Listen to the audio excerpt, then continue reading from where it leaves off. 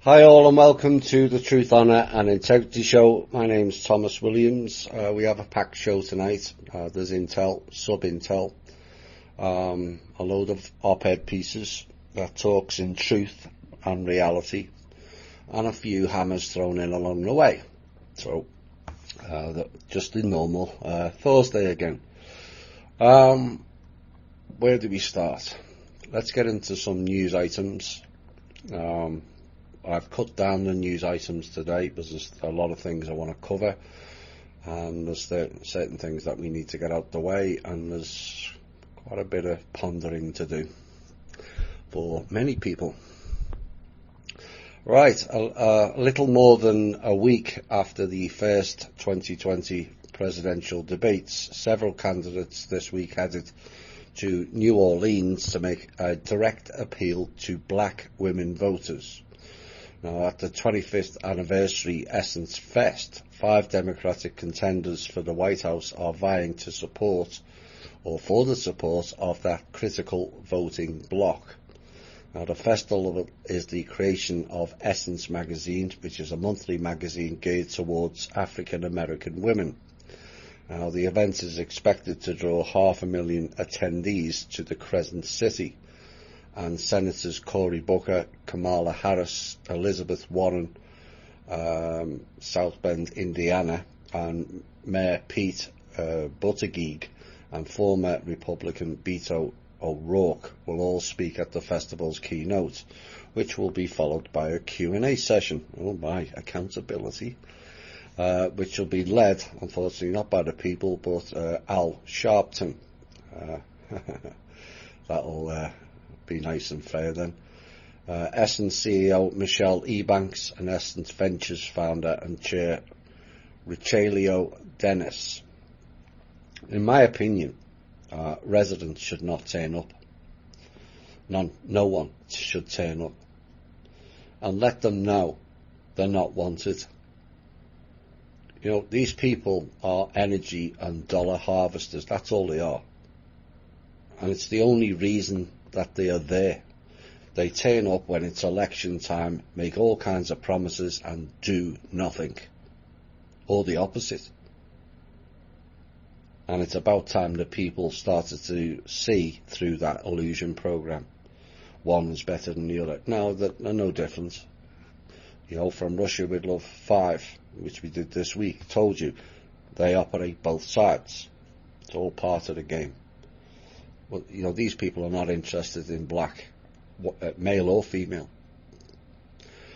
As the next piece rolls in, one of those people who turned up, or will be turning up, is Senator Kamala Harris. All about the black women, you see. And yet her father this week revealed that his presidential hopeful daughter is descended from a Jamaican plantation slave owner's family. Oops. Donald Harris, who's an economics professor at Stanford University, is Jamaican. And in an essay this week published in Jamaica Global Online, he revealed his family's history. And an excerpt of the essay, which was titled Reflections of a Jamaican Father, stated, "My roots go back within my lifetime to my paternal grandmother, Miss Chrissy Nee Christiana Brown, descendant of Hamilton Brown, who is on record as a plantation and slave owner and the founder of Brownstown." I bet she didn't want to reveal that.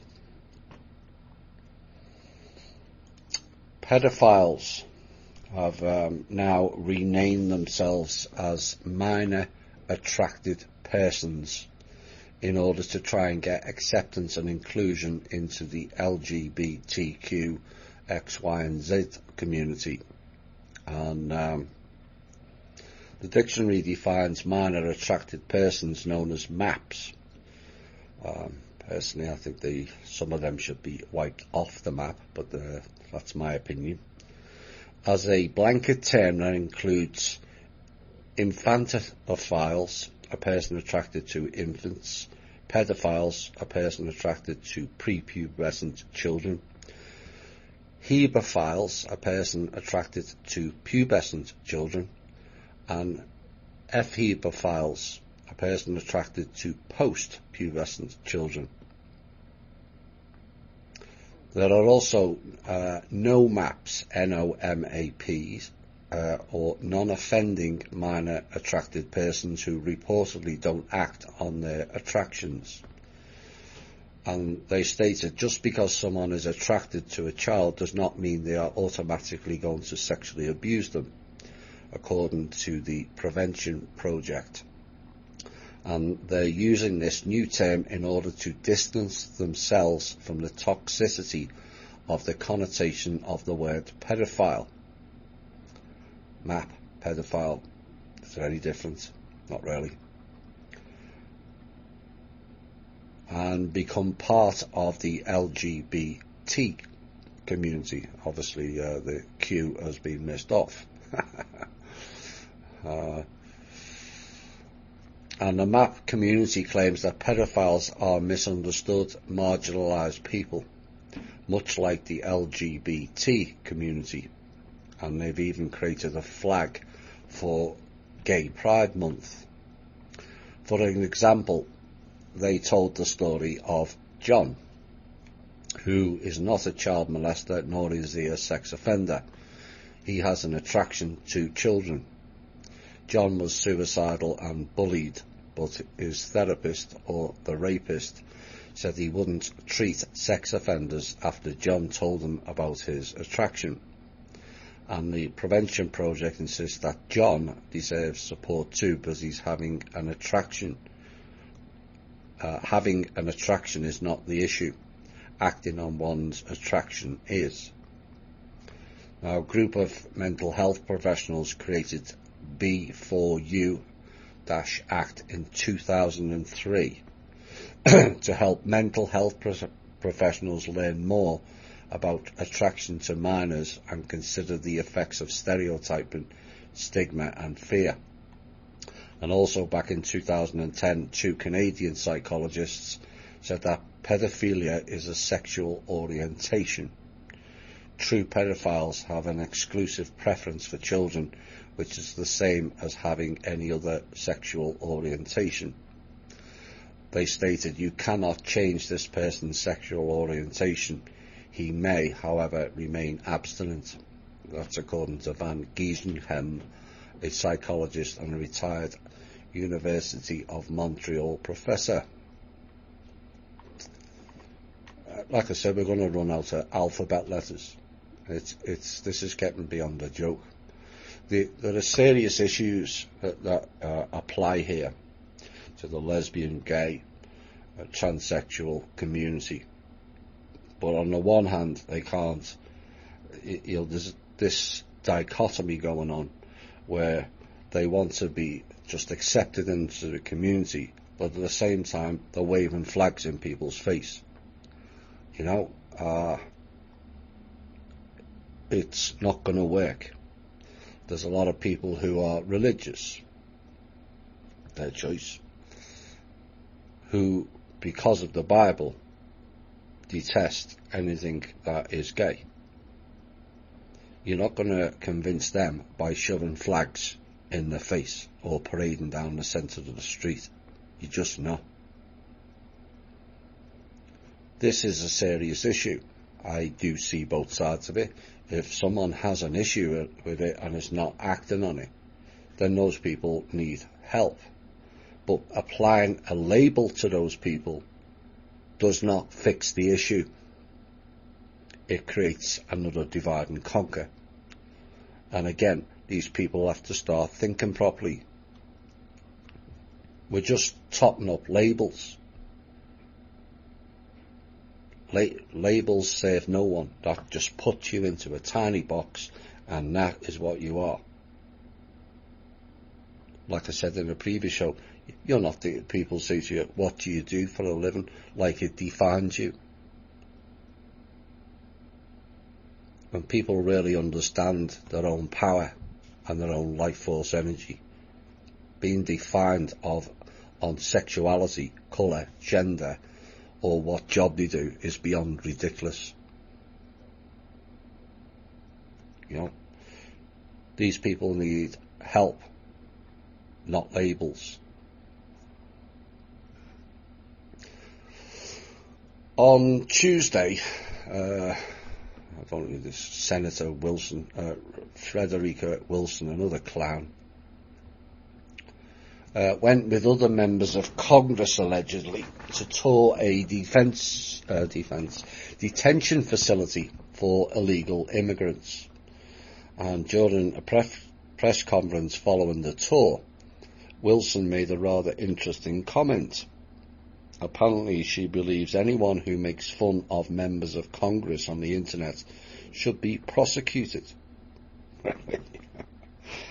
A quote, "Those people who are online making fun of members of Congress are a disgrace, and there's no need for anyone to think that that is not unacceptable." And she went on, "So we're going to shut them down and work with whoever it is to shut them down, and they should be prosecuted. You cannot intimidate members of Congress, threaten members of Congress.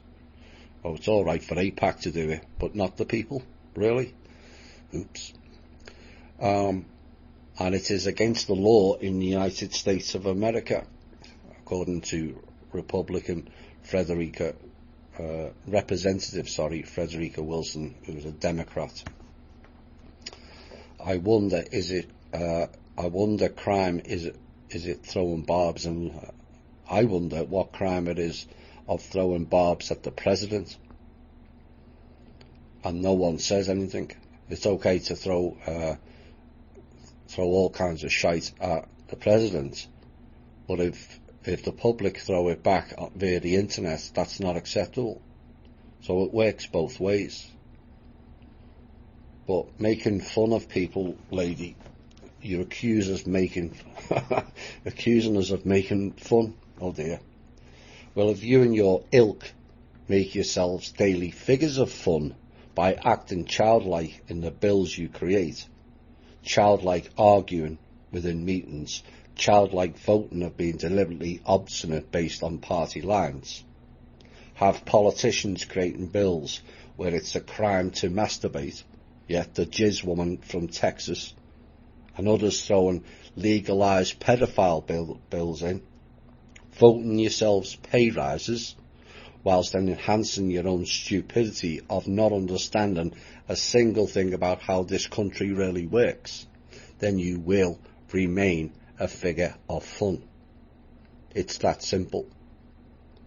But freedom of speech, that lady needs to learn her constitution, and yes, I'll show no, it doesn't really exist. These people don't. You are supposed to abide by it. And it's about as stupid as AOC, who couldn't even name the 3 branches of government she's working in, or acting, as the case may be. Because most of you act like clowns, and clowns can make people laugh at them, but they can also make people cry. And I would cry at the staggering levels of ignorance, stupidity, intolerance and empathy which all politicians clearly lack towards the people. The same people who pay for you to supposedly run this country. Run the country. Half of you are too fat, too old and too stupid to run anything. Let's get it right. These are the facts. And whether you're male or female or some other expanding alphabet letter these days, you need to grow a set and actually do something of value for and by the people. Until then, you will remain on this stage as a figure of fun. But word of warning, Mrs. Wilson, be careful what you ask for, lady, as what happens if the laughter dies out? Anger will be directed at you all. Then you might have something to really worry about and focus on. 2 more news pieces to throw in, and then we'll go into a few Q&A, and then sub-intel, and then some hammers in the intel. Oh no, we've got another piece before that. Oh well. For the last 16 years, And this is the example of the stupidity of clowns like these senators who make rules up. No benefit for them by the people. But for the last 16 years, a Kentucky church member has been giving away prescription glasses to the poor. And his program called Kendall Optometry Ministry has become so successful it has helped thousands of people across 79 countries. But now the state says the program is illegal and wants Holland Kendall, the president of Kendall Optometry Ministry, to meet optical standards or close. Well, they need a pair of glasses to see what they're actually doing and saying. Kendall said he's been helping homeless people for the past 30 years and got the idea during a mission trip to Honduras. And since 2003, he's given away thousands of used eyeglasses as part of an extension of Fern Creek Baptist Church in Louisville. But the Kentucky Board of Who Need Glasses Examiners and the Kentucky Board of Ophthalmic Dispensers claim the practice is illegal because the glasses are not new, first quality, and made to meet the individual personal prescriptions, according to them.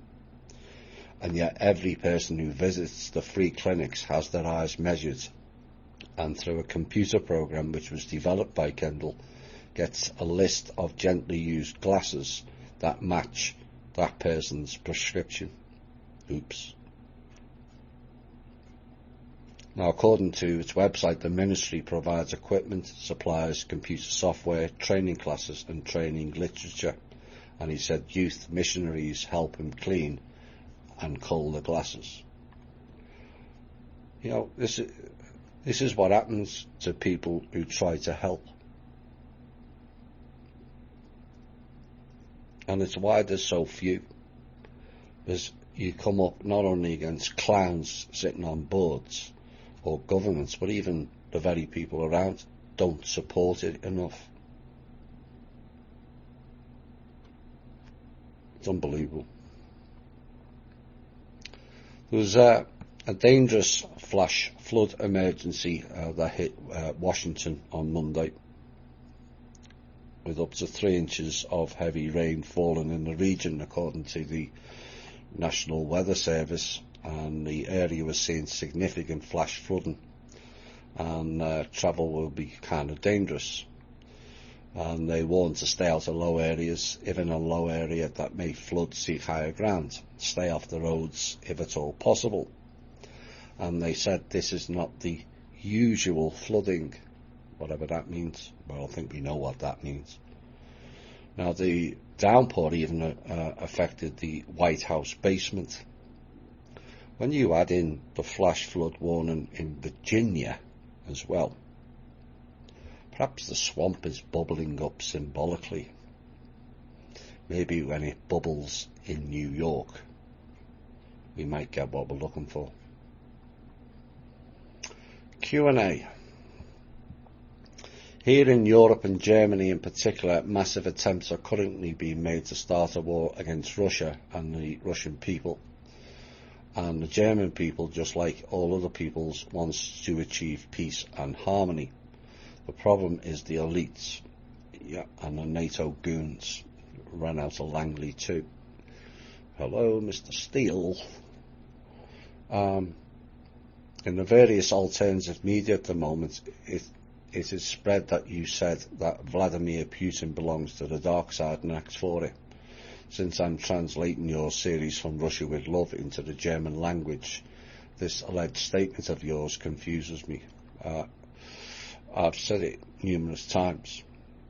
Putin is a flip-flopper. One hand he's helping, next he's not. Currently he's not. I know. Kim spoke to him not 6 weeks ago and told him to go and F himself. Why? Because she had sent money belonging to the Russian people, and Putin sent it to the Chinese Dragon Group, is why. And I also know who trained Putin. Excuse me. I also know who trained Putin to be a cabal agent. There are times when he has shifted because he's been lifted out and told the way to be, and then he flips back. And those type of people can't be trusted. And that's why Kim said what she did say to him 6 weeks ago.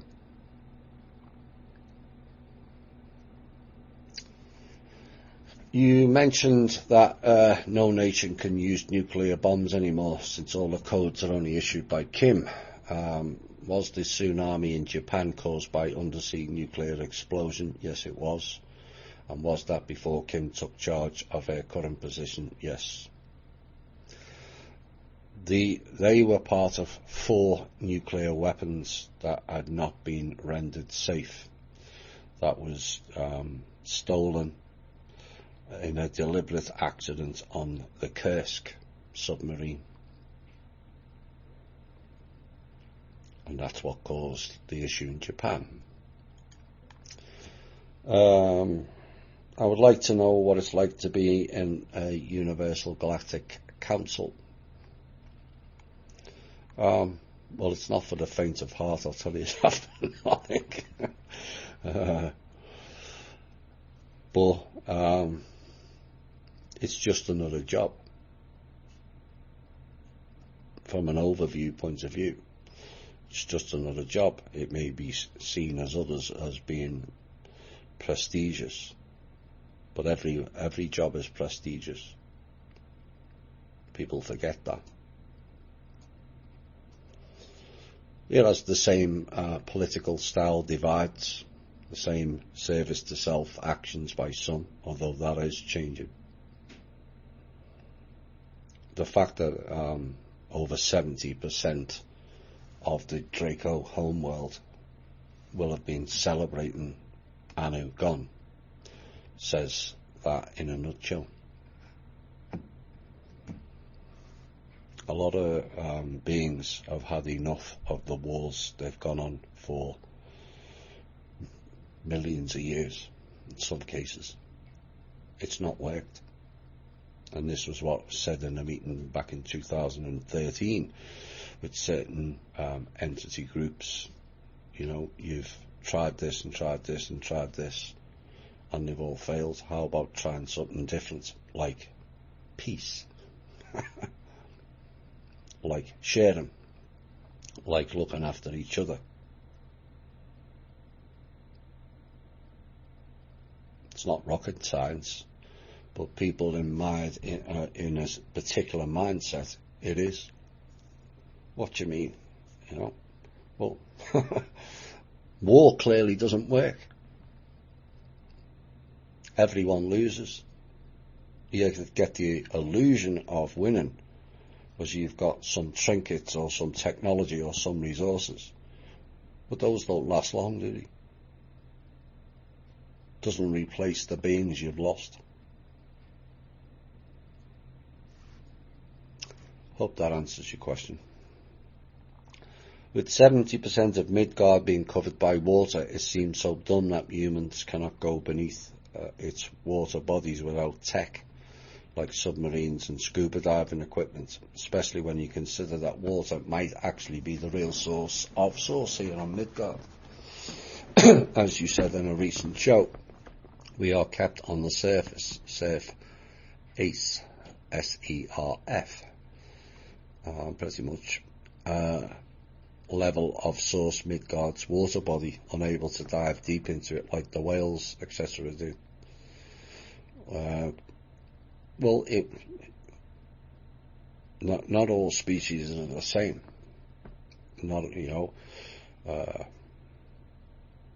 I'm sure some of the whales would like to walk on land. Do you not consider it from their point of view? And if we could swim like the whales, do you not think the sharks would like to take chumps out of us? So it can work both ways. Lots of people would like to be a bird and fly. Maybe they'd be considered the birds would like to walk. You can't have everything. But with certain qualities and abilities, and interfering with genetics, which is one of the super soldiers who was given dolphin genes and can go down many thousands of feet for extended periods of time. But do we really want to go down that path? We have our skills. Humans who are tuned into all their abilities and skills are a source of much envy of all other species. And this is where we've got to develop ourselves and step onto a higher plane.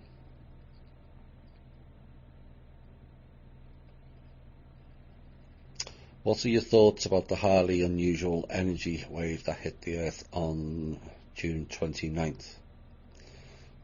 Not much. There was it was probably the remnants of something that was done around the 6th, not the 13th, as Cobra reported. That was somebody else's news. Oops. In the interest of optimizing one's inner work, could you specify 3 to 5 characteristics indicative of Kali Ma culture and 3 to 5 indicative of an Ur culture? A few more data points beyond human sacrifice and caring and sharing. The intent here is to cause self-realizations about dark force-feeding behavioural practices that people have been falsely brought up to think as good and proper. Well, you asked for 5, so I think low vibration, fear, anger, exclusive, anti-life, and service to self. Pretty much describes the Kali Ma people. As for the Ur and the Rus, higher vibration, progression, inclusive, spiritual, nature-based, harmonic, moving towards service to others.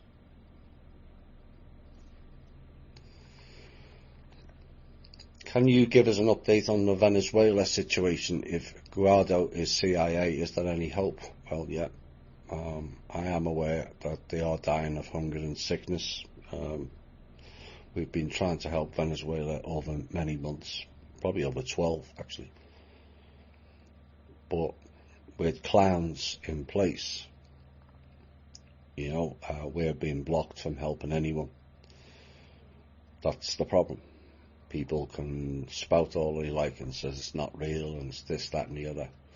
We've tried in virtually every country, but fear is a big tool that they use, where they threaten and harass people that they'll kill their children and their family, etc., etc. Which is what they did to the Colombian president or prime minister and his wife. This is what's going on. Will a Kennedy be our next president? No.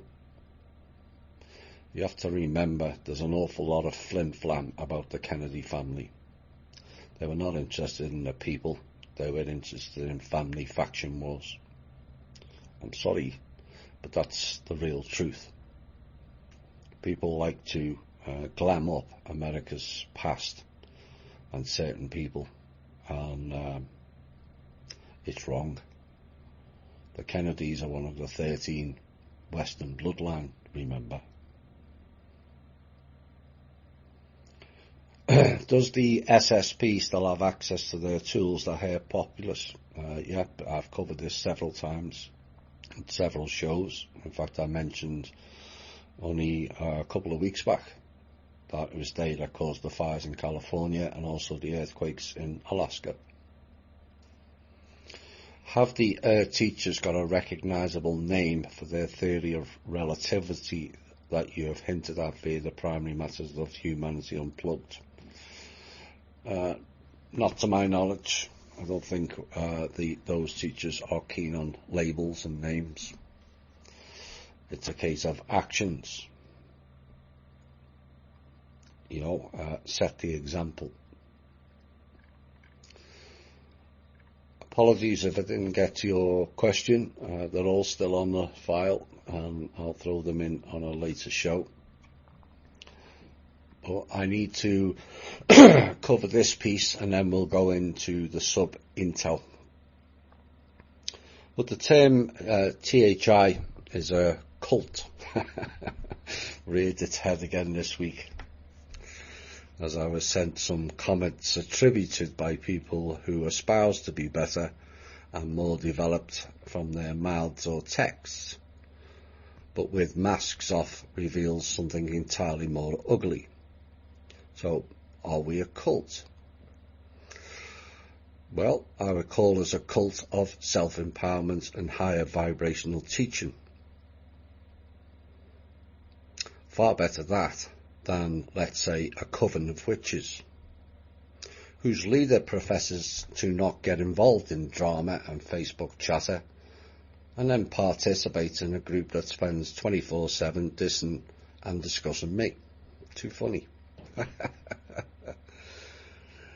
That is a real example of a person being a fraud. Just saying.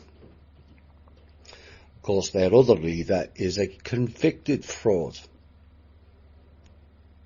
as any quick internet search will find out.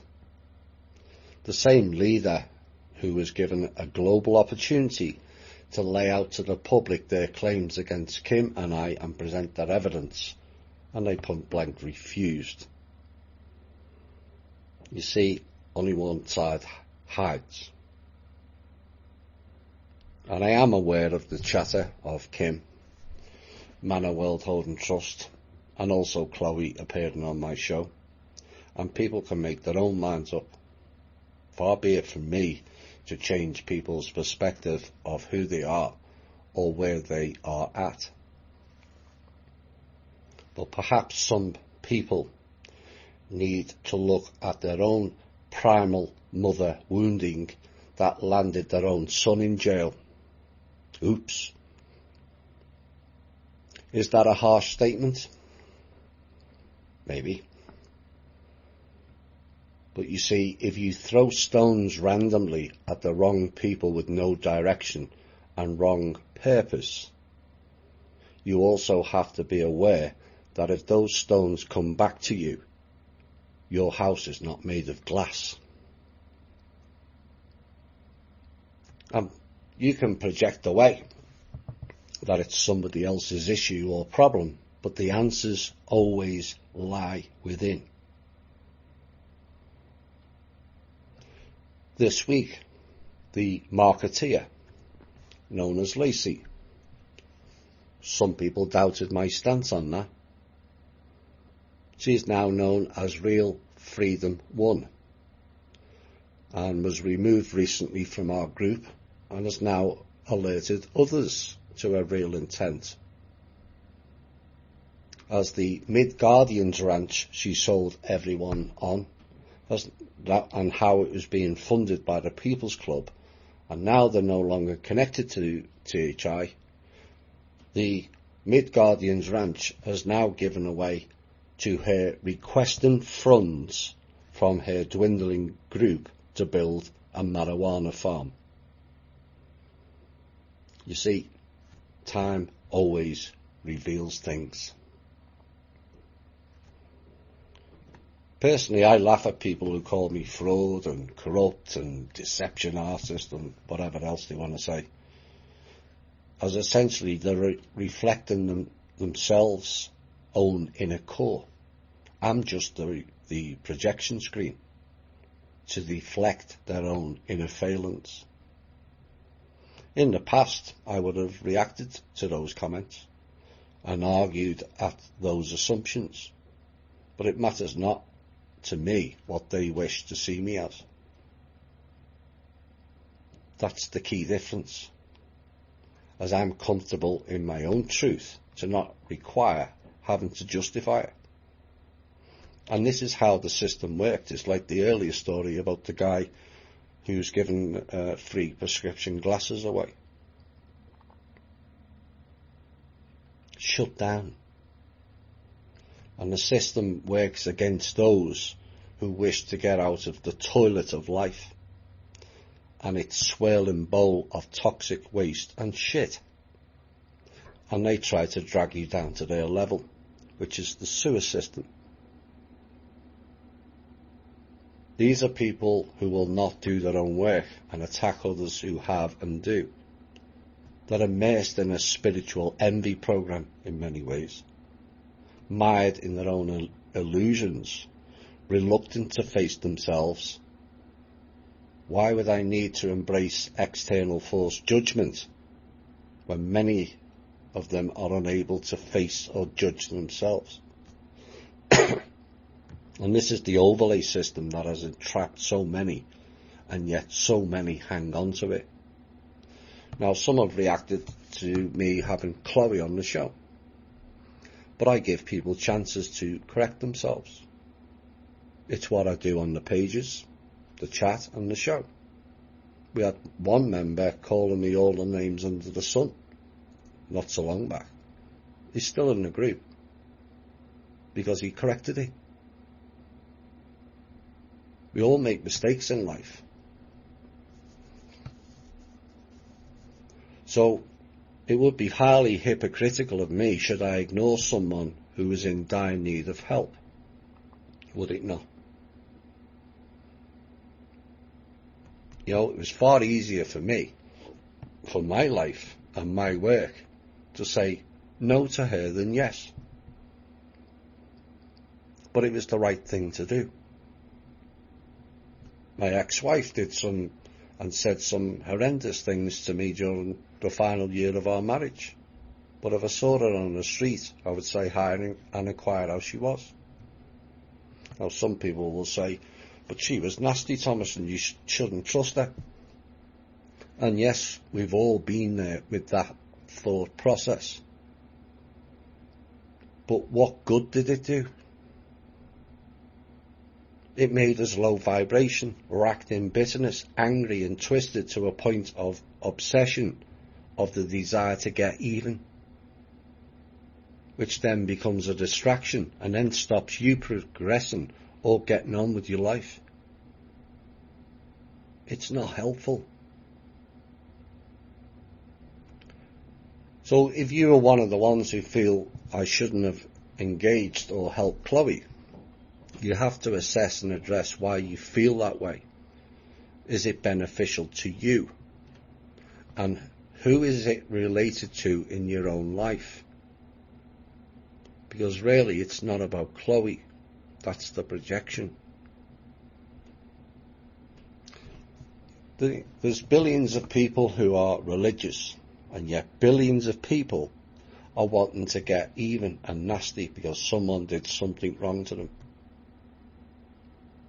It's not very godly, is it? Or perhaps it is. Low vibration attracts low vibration, and if you've attained a higher vibration, none of these issues above would be questioned or doubted upon. I choose to forgive people, which admittedly has been costly to me at times, as people abuse it and then use it against you. But I will not stand here every show and talk about helping the all as much as possible, when sadly many cannot be helped, and then discard someone in dire trouble. Now that would be hypocritical, and that would be something to call me a fraud for. But that door was closed with Chloe coming on. I'm not going to justify her message or her intentions either. That's not for me to decide or judge. Only she can really do that. And if, after the help I've given her, backfires on me again in some way, I know in my own heart I did the right thing to help. And I cannot advocate or control the behaviour or actions of others. I did the right thing, and that's all that matters. So, word out of the sewer is that the Man of World Holding Trust and Kim has dropped me. Remember, they said that last September. Apparently my Patreon has collapsed. I'm leaving the show, and Chloe is handling me again. Oh dear. And it was nice of them to spend all day and all week to warn me of these things, as I would have never have known that my Patreon's collapsed and Chloe is handling me.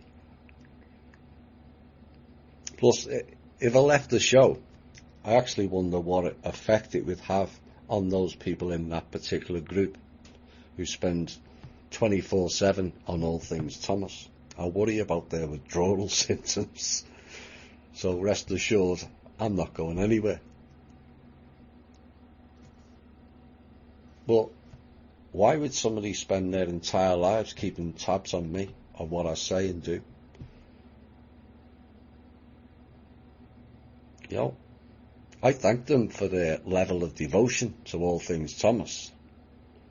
And I'm okay with them using me as a projection screen and crutch so they don't face their own harsh realities. It's all part of the service that THI provides for those willing to learn, and even those who don't. Woe to you of earth and sea, for the devil sends the beast with wrath. Oh dear. But I'm going to leave this piece taken from a website called Witch Vox, which is all about covens, witches of the world, and representative groups and propaganda or propaganda, which I personally find revealing and indicative, but you decide. But the proprietor left this in her resume. I can think of no better way to end this piece. She reveals it in and of herself, forgetting it was I who saved her from a life and death emergency situation last year. Despite knowing her dark past and present, she won't tell that to the bitter ones in the group, will she? As it doesn't fit the narrative. Quote, the moment we become aware of how our external expression emanates from within and is a mirrored manifestation, true awakening begins. Indeed. The moment we accept full responsibility and accountability, oh my, for our place in the web, true healing begins. All you seek shall be found within. Indeed. Yes, indeed. We'll be back shortly.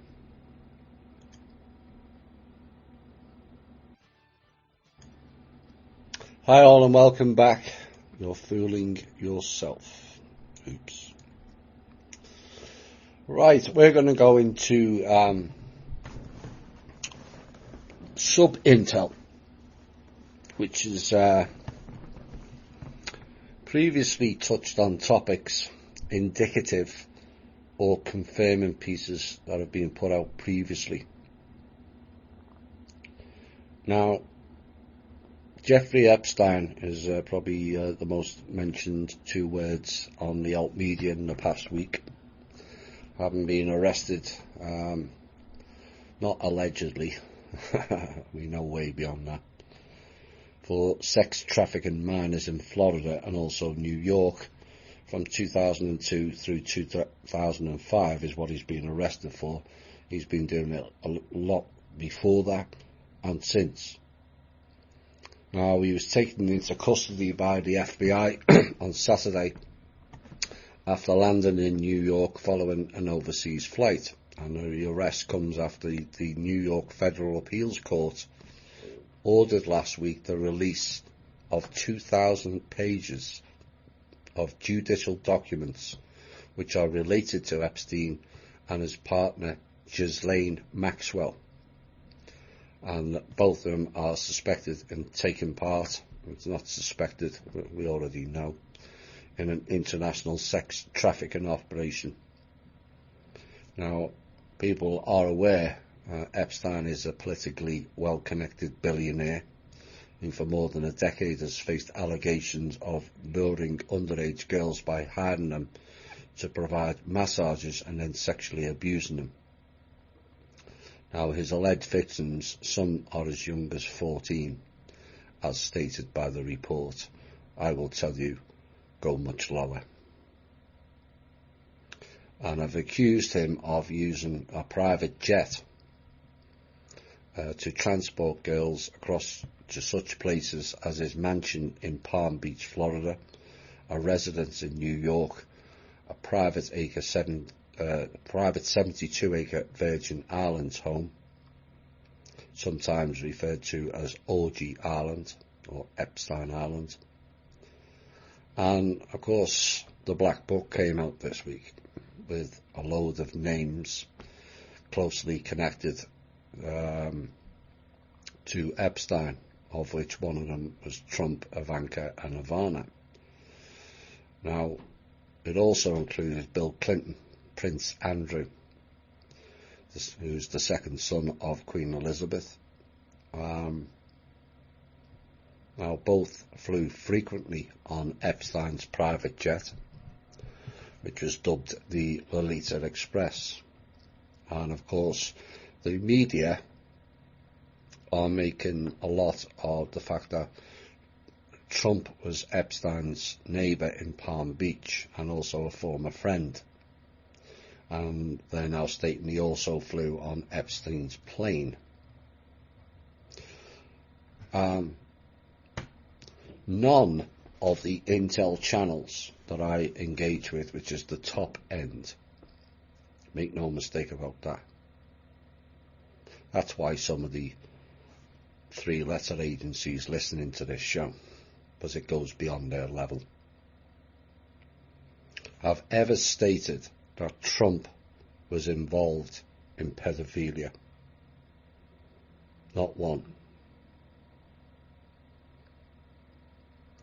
Has he played the field? All people with big money play the field. That's what they do. They've done it for hundreds of years. They're all banging each other. It's that type of society. And that's kind of what happens really when people get loads of money and they can buy whatever they want. They get bored. Because it's not as glamorous a lifestyle as people would like to think. It's an illusion again. And they seek more and more to keep them occupied and busy and end up with sleeping with all kinds, whether it's the same sex or not. And Trump is in that field. Well, how ironic will it be, or how indicative is it that James Comey's daughter will be the prosecutor in this? Question mark. Is it more ironic or indicative that the very guy who gave Epstein the plea deal back in the previous case of Epstein was appointed by Trump to be his Secretary of Labour? Question mark. Remember the plan or theory I put out of hire, wait for attention, and then fire? Kind of makes a bit more sense now, doesn't it? Next piece. India and China have now expressed skepticism over Libra's prospects. This is the bollocksy Facebook cryptocurrency, as both of them are now seeking to limit the cryptocurrency trade. Beijing in particular is worried that the US-controlled digital currency might undermine its financial sovereignty. Of course it will. And over 300 million Facebook users and over 400 million WhatsApp users in India will not be able to use Facebook Libra's coin when the cryptocurrency hits the market sometime next year. I wouldn't count on that. Because the government has placed a virtual ban on digital currency trading. Now, the quote was, "The design of the Facebook currency has not been fully explained," according to India's Economic Affairs Secretary Subhash Garg. But whatever it is, it would be a private cryptocurrency. That's not something we have been comfortable with. Perhaps they listen to my show Clowns in Panic, because that's what decentralising means. They're pushing people out where even a lesser few are controlling it. We'll have more on that later. But take note of these sub-intel pieces. They are indicative and read between the lines. President Trump, I got a question on this. Maybe it will part answer. Named his picks to fill 2 influential seats on the Federal Reserve Board of Governors, and the price of gold surged. Now that may be because one of them, Judy Shelton, is a believer in the return of the gold standard, which was abandoned in America back in 1971 under duress. And Shelton is raising eyebrows amongst mainstream economists for her views, which include slashing the Fed's benchmark rate to 0 and pegging the value of the dollar to gold prices. I can hear you all going, you should do. Now, she's not the first Trump pick for the Fed to advocate a return to the gold standard, with his 2 previous failed Fed choices, Stephen Moore and Herman Cain, also advocating for a revival of that policy. And in picking Shelton, Trump is aiming to place a supporter on the Federal Reserve, which he's argued is slowing economic growth and depressing the stock market by keeping interest rates too high. Now, the Fed is currently maintaining its benchmark rate, of which the government should completely ignore, in my opinion, at a range of 2.25 to 2.5. But Shelton has said she wants to lower rates as fast, as efficiently and as expeditiously as possible to 0. Listeners to this show knows who are the only group with assets to carry that policy off. Time will tell, as always. For those new, that group with the assets is Manor World Holding Trust.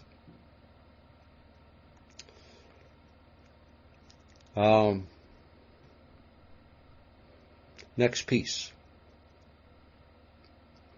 Federal prosecutors in Philadelphia have seized a container ship operated by the Mediterranean Shipping Company weeks after authorities found more than $1 billion worth of cocaine on the vessel in what is one of the largest drug busts in American history.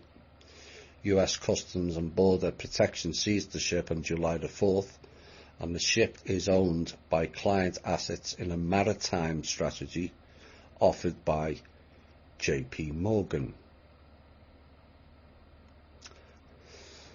It is also operated by the Switzerland, TikTok-based MSC.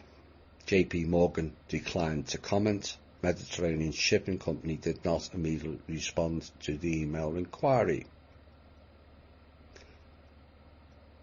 connect the dots, read between the lines. It's all there.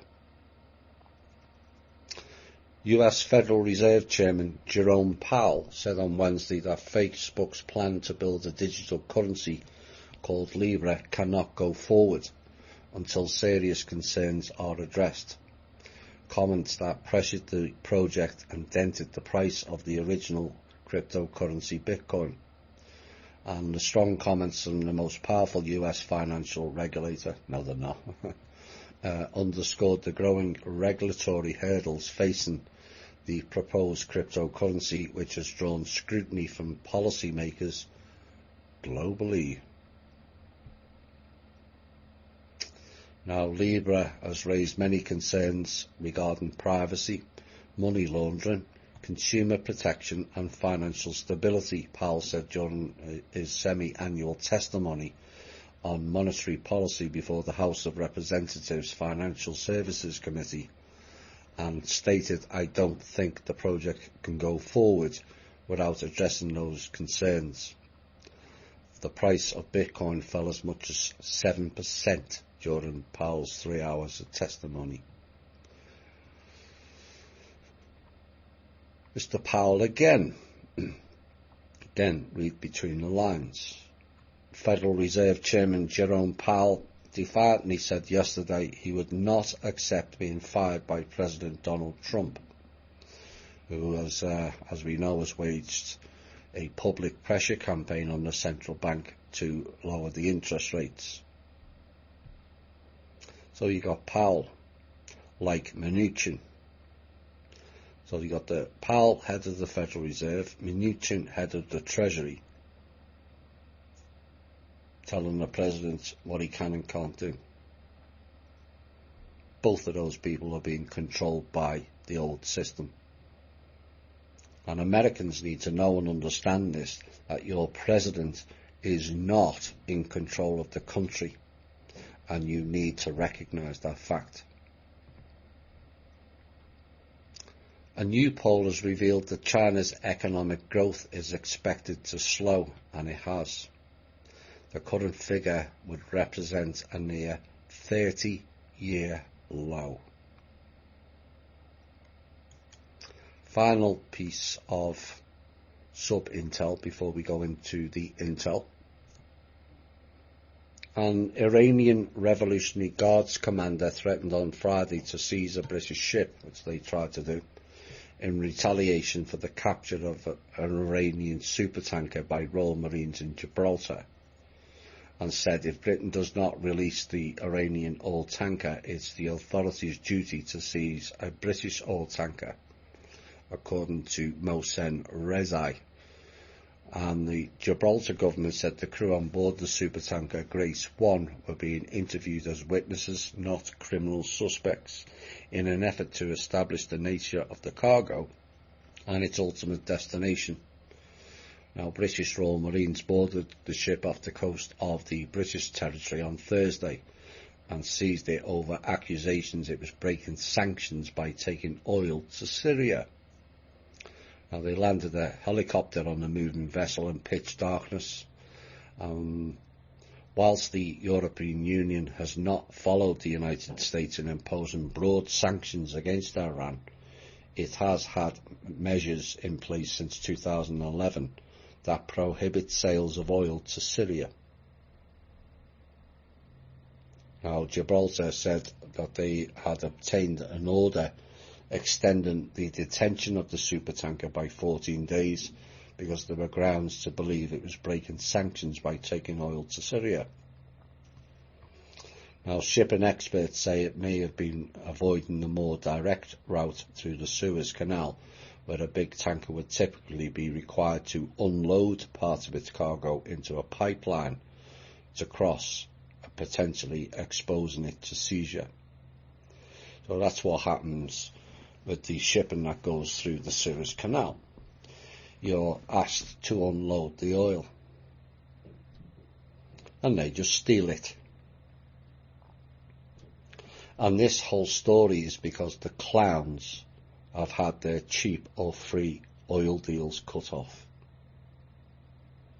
Meltdown time.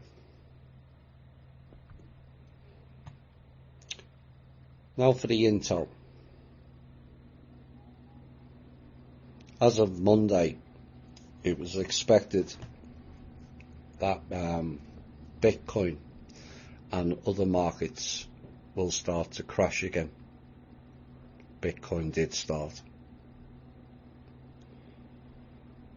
Second piece, the credit lines being cut to all banks as announced 2 weeks back is now starting to bite, and bite hard.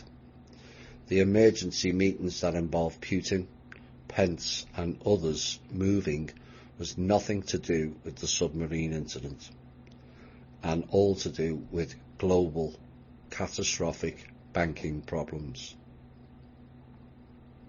As of Monday, the situation was beyond dire.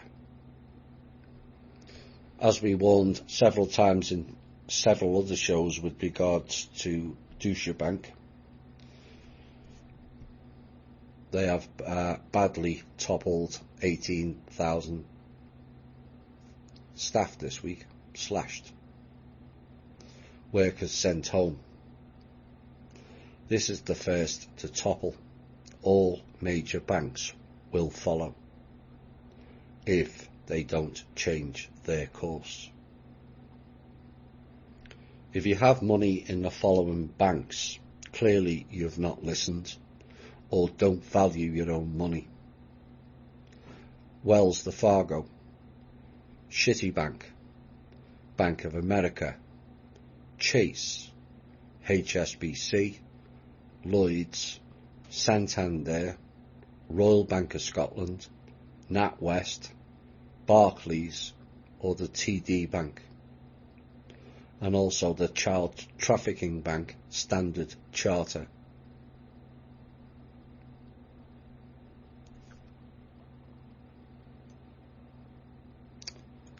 Janet Yellen, Michael Cohen, Chuck Schumer, Stephen Mnuchin, Jared Kushner and Ivanka, Ruth Ginsburg, Kagan and Breyer, who are judges, Stephen Miller, Rod Rosenstein, Jake Tapper. Interesting list of names, is it not? Most, if not all, are involved in some way to do with the Mueller investigation, but that's not why I brought those names up in this piece. Those names were listed in the Jerusalem Post this week as part of the top 50 Jewish people of influence. There is a connection, and why I put it in the intel.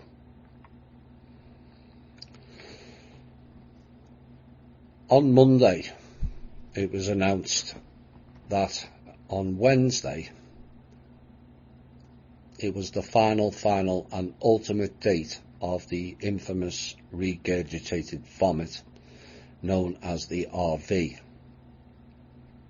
It seems they have totally forgotten the previous 2,000 or so attempts or dates that it's happening, as now they were telling people as of Monday that Wednesday the 10th of July 2019 was always the desired date.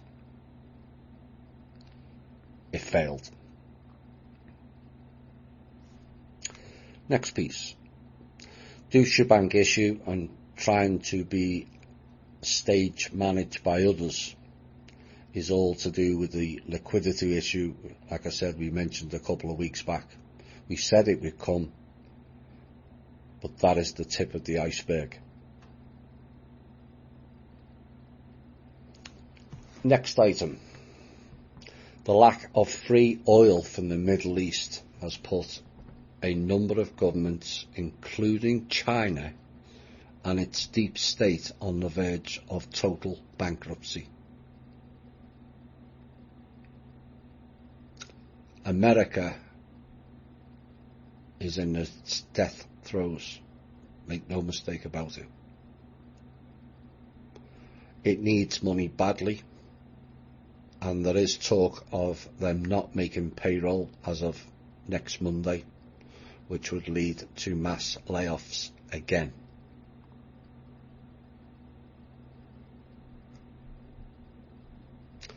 Next item. The Pentagon, to head off a potential catastrophe, has been negotiating this week with 5 of the major US banks, clown banks, 3 of which have signed up to agreements to our terms. In other words, Manor World Holding Trust backed. We will see if they go through with it. Should they not, they will collapse.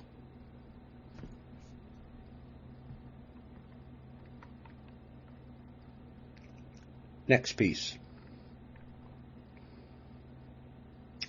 Oh my. According to a local daily, The Heritage, which quoted a leaked communication from the Office of the Deputy Minister of Fiscal Affairs at the Ministry of Finance and Development Planning, Samora Wallacoli, has now revealed he, who's the Deputy Minister, on behalf of the Minister of MFDP, Mr. Samuel Tui Jr., and the Government of Liberia, formally wrote to confirm and reaffirm, quote, our interest in renegotiating securing a grant valued at $5.7 billion from the Manor World Holding Trust. Now, according to the leaked communication and addressed to Steve Lippman and Manor World Holding Trust, a copy of which is in possession of the newspaper that covered this, Deputy Minister Wallacoli explained, this letter is our confirmation that I have received authorisation from the Honourable Minister of Finance and Development Planning, Mr. Tihei Jr., and that we are willing and capable to receive and disburse funds on an IP to IP service special SWIFT transfer basis through the Central Bank of Liberia.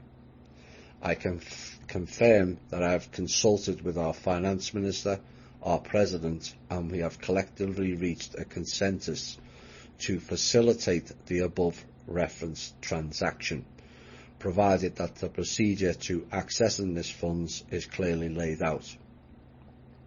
Now, the Deputy Finance Minister in his letter continued, it is our understanding that finance will be available for strategic national projects as we prepare to receive the funds in tranches as agreed by all parties to this grant facility. We look forward to working with you on this as we seek further guidance on the details of the funds availability through a grant facility. Now, Deputy Minister Wallacoli concluded in his letter to Steve Lippman and the Manor World Holding Trust to Liberia and stated that the Manor World Holding Trust to Liberia is a company that holds Liberia's Development and Road Construction Fund. This is not just Liberia, it's every country in the world. And it was gathered that Deputy Minister Wallacoli's letter was in response to an earlier communication reportedly sent to authorities of the MFDP concerning the alleged controversial deal. It was not controversial, it pissed people off. Now, the key part to this is the next piece to take note of also. In the article it says, however, $1 million question on the lips of some key observers is that what would Minister Tihei and Wallacoli write formally to renegotiate to secure a grant valued at $5.7 billion from the Manor World Holding Trust that was supposedly behind the scenes without the involvement of other key state actors, actors being the operative word, including members of the legislature, thus raising eyebrows with the observers. Notice the observers names are missing.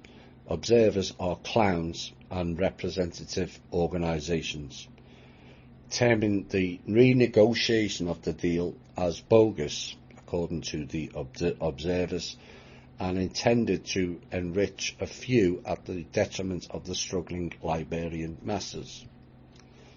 Now, the whole discussion between authorities of the MFDP and Steve Lippman concerning the $5.7 billion deal was done behind the scenes, making a secret as to other key state actors were not in the know, least to mention to the public, as asserted by one of the observers. Yes, the observers. Like I said, notice there's no names of who these observers are. Well, I'll tell you who the observers are. They are the IMF, the UN, the Dragon Groups, and the Rothschild clowns is who for those with an open mind can now see. They wish for no country to have anything. They blocked us in Venezuela, they blocked us in Brazil, they blocked us in Liberia, they blocked us in many other countries, including America. Of course the negotiations were in secret. Why wouldn't they be? That's no different to the Bilderberg, the UN, the Council of Foreign Relations and the 300 Committee. So why the disparity? The negotiations were done with people who are interested in their own people. Those who were left out of the negotiations were clown puppets, is why. So yet again now, the Manor World Holding Trust has been shown to be valid. Yet again, people come in and try to twist it into something it's not, because we didn't involve, or Kim didn't involve, state actors, aka clowns. And all people who are hell-bent on denying the trust, blocking it, or discrediting it are anti-life people, period. Mired in their own insecurities of bitterness and their own abject envy.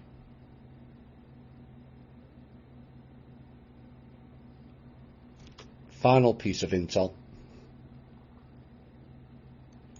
This was just in. The G20 has now rejected Bitcoin as a reserve currency. The European Central Bank stated it is not a currency, and the Fed rejected it. Oops. Why? Because as I stated in the Clowns in Panic show, all of them are being cut out of it for a higher end game, or so they think. Dominated by billionaires, not millionaires. And we can confirm today that several of the board members of the Federal Reserve have come forward and are looking for a golden parachute, a personal payout in turn for resigning. Oh my. All it takes is a little. Hi all and welcome back. The banking situation is bad. There's no getting away from it. There is really only one alternative, and people have to act quicker. And we've done as much as anyone possibly can, given the restrictions, the lack of resources, even manpower, and the lack of trust of people around us. People jumping ship, playing games, you name it. But it's not going to last much longer. It's just not. Op-eds. This is from Ottawa and Kevin Annett. which was issued on Tuesday, and the tribunal that publicly indicted Justin Trudeau and 20 other top officials and summoned them to an international court hearing on September the 16th in Vancouver, has issued an open letter to Mr. Trudeau that requires that he comply with the dictates of international law and morality, citing United Nations statutes, the International Tribunal for the Disappeared of Canada, ITDC, has directed Trudeau and his government to refrain from any further actions that aid and abet the continued genocide of Aboriginal people, unquote. And these actions include destroying evidence and mass graves, silencing witnesses, granting tax exemptions to genocidal Canadian churches, and even standing as candidates in the up-and-coming Canadian federal election. Now, the tribunal's open letter also requested a meeting between the ITDC officials and Mr. Trudeau and his cabinet in Ottawa next Monday, July the 15th, in order to seek their compliance with these requirements of international law. Now, the tribunal officials will be conducting a press conference and public events on the same day in Ottawa. You can find a copy of the ITDC's open letter, and a YouTube broadcast link is provided on the website www.murderbydecree.com. And this was issued on July the 9th, 2019 by the Directorate of the International Tribunal for the Disappeared of Canada. So Kevin will be in Ottawa on Monday. For those of you who live close, go and support him.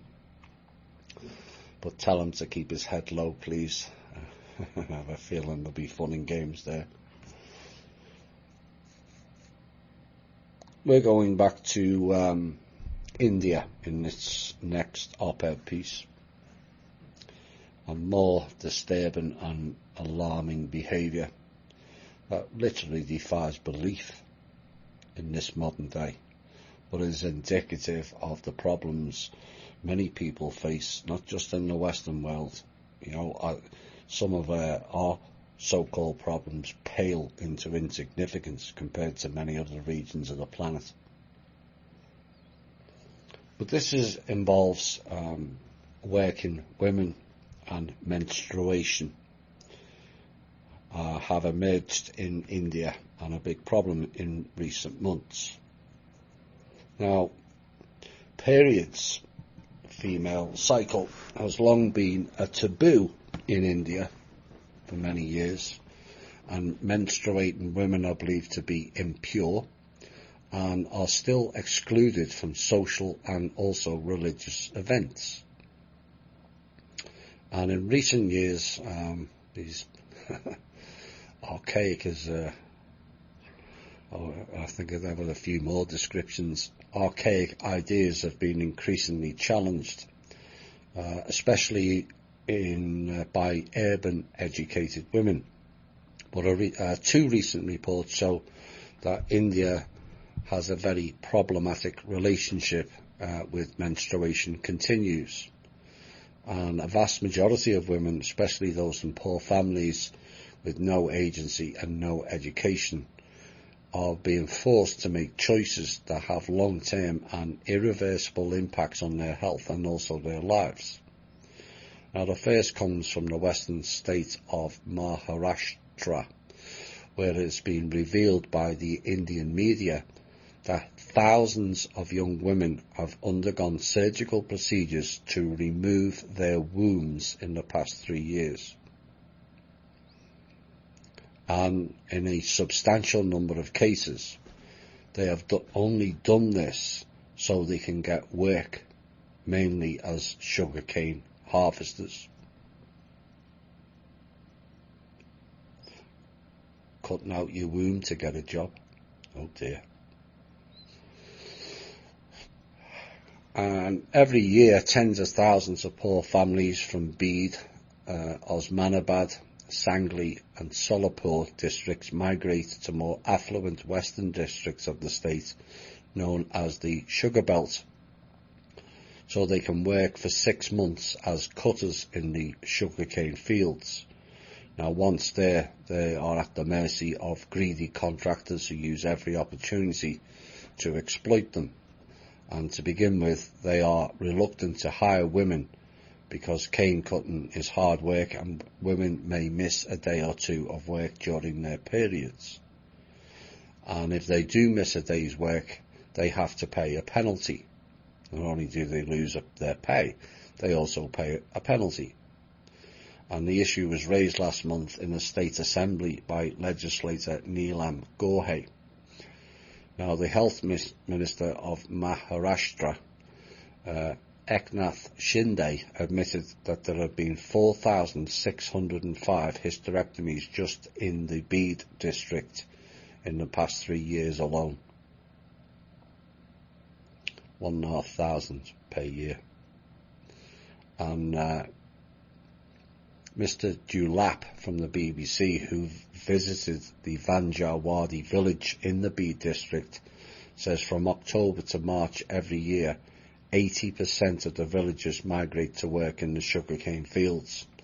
And they reported that half the women in the village have had hysterectomies. Most are under the age of 40, and some of them are still in their 20s. The Kali Ma programming of sacrifice lives on in India to this day. Removing body parts just to get a job. Really?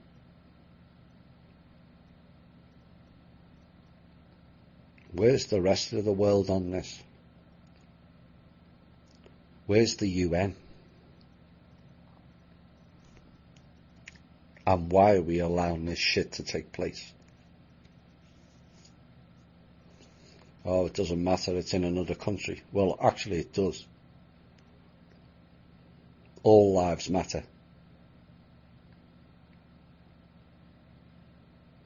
Maybe Mr. Trump should boycott India, not Iran, until they correct their human rights issues. And any other country that cuts women up in this manner.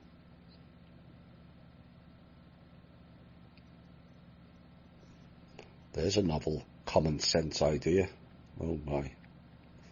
That would tip about 50% of the planet upside down. Common sense.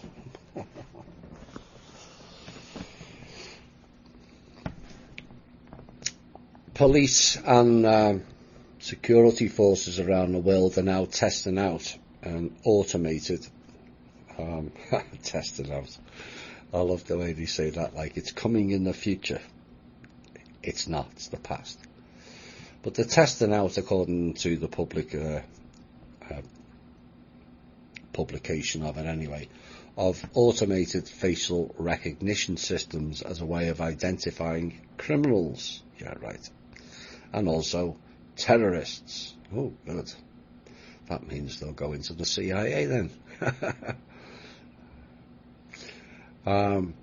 But the question remains is how accurate is the technology and how easily could it and the artificial intelligence it is powered by become tools of oppression? Quite why it's taken this publication to take this long to recognise that fact is beyond this speaker, and I'm sure most of the listeners also. And the questions they posed is, what if the facial recognition tech was wrong? Oh my. What if it wasn't a terrorist, just someone unlucky enough just to look similar? My question is, who defines who and what is a terrorist? Remember, we had videos of people telling the police that they were sovereign. What did they get labelled in the police handbook? As a terrorist. Oops. But we have to define who and what is a terrorist. As currently it's clearly not defined, is it? In fact, all people in alt media are classed as terrorists because they're going against the system. And they went on and said an innocent life could be snuffed out just because we put too much faith in a fallible system. Yet there's lots of people's innocent lives being snuffed out because of a failed old system, and not just this AI tech either. And they ran training machines to see and recognise and differentiate between objects and faces, and found it was notoriously difficult. Computer vision, as it's sometimes called. Now, they run a test not so long ago where the facial recognition was struggling to tell the difference between a muffin cake and a chihuahua. I kid you not. It failed. Oh dear. And Timnit Gebru, a computer scientist and technical co-lead of Google's ethical, that's a laugh in itself, artificial intelligence team, has shown that facial recognition has greater difficulty differentiating between men and women the darker their skin tone. And the system recognises many times that a woman with dark skin is more likely to be mistaken for a man.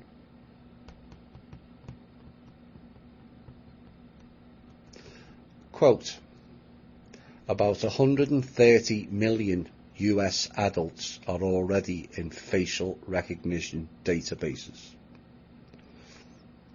This is the woman from Google. And she told the AI for Good Summit in Geneva in May. Quote, but the original data sets are mostly white and male, and so biased against darker skin types. There are huge error rates by skin type and gender. I'll come back to that shortly. Perhaps I'll repeat it. 130 million US adults are already in the facial recognition database, but the original data sets are mostly of white and male, so biased against darker type skins. But such concerns haven't stopped the tech giant Amazon selling its Recognition FR tool to police forces in the US, despite a half-hearted shareholder revolt that came to nothing. Amazon stated, quote, it has no responsibility for how customers use its technology, unquote. And just this week, academics at the University of Essex concluded that the matches in the London Metropolitan Police trials were wrong 80% of the time, 80, potentially leading to a serious miscarriages of justice and infringement of citizens' rights to privacy. They're not interested in justice. And they're not interested in citizens' rights to privacy or anything. They're there to enforce the system. So let's take a look at this. So 130 million Americans whose face recognition in the database is mostly male and white, as quoted by the Google one. But the report stated it is biased against the darker skinned people. Nice double-speak language programming that. The reality is, it's based against all people, regardless of colour. Why did they even turn it into a colour-based issue? Most they've already databased is white and male. Doesn't mention black. And this is an ongoing thing. There's three pieces of divide and conquer that I've been focusing on in recent shows later in the show. As for Amazon, with the quote, it has no responsibility for how customers use its technology. So according to Amazon, they would sell a nuclear weapon to a child and be okay with that, as they have no responsibility. And this is the problem. As long as it sells and they make money, they care not for its implications or the impacts on society. That is what they're telling you.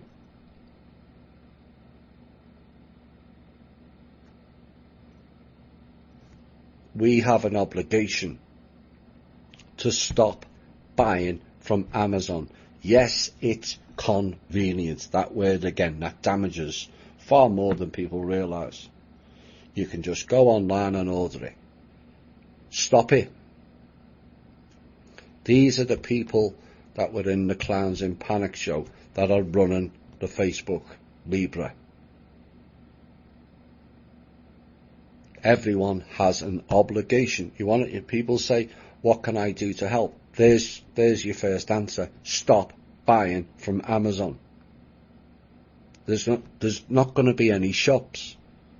That's what they're trying to do. There's going to be no shops, no supermarkets, which means no jobs, no life. And it's just a giant warehouse with robots, which they've already told you, doing all the work. Robotic cars, robotic warehouses, the whole lot. Or drones to deliver. So they're going to cut the postal service out also. Every person has an obligation. Just because when you do a Google search or whatever other search, Amazon is always at the top of something that you want to buy, ignore it. It matters not that it may be a few dollars cheaper. They're doing that deliberately. I would sooner pay a few dollars extra and cut their market out altogether. They have to be stopped. Bezos, like Gates, like Rothschilds, are one that wants decentralization. That means we all die. Make no mistake about it. That's why the central banks have now panicked and gone, oh, we're not having that. Why? Because they've been cut out. Like Kim and I have been telling them for the last 3 years. But they all think they're oh so important, you see. They won't do that to us. They've already done it. Clowns, wake up. Here's another alarming fact. We all know about the wealth is all in the 1%. But it's a lot worse than people realise. And this is a survey done recently on the total net worth of a household. So all assets, including real estate, cars, jewellery, savings, mutual funds, IRAs, and more, minus any debts. And the average US household has assets totaling $96,679. But the typical figure varies widely depending on the state. That's just the average. Now, of course, we know wealth inequality is also rife throughout America, and with the richest 1% holding 40% of the nation's wealth, while half the population, over half, survive paycheck to paycheck, and we have 40 million who live below the poverty line. Now, $96,000 per person sounds like a lot to some, but in today's modern age of taxes for everything, extortion via paying for technology, and the cost of living rising way faster than wages, 96,000 will not go very far for some people. That may only last 1 year. even the most conservative people, it would only last 4 years.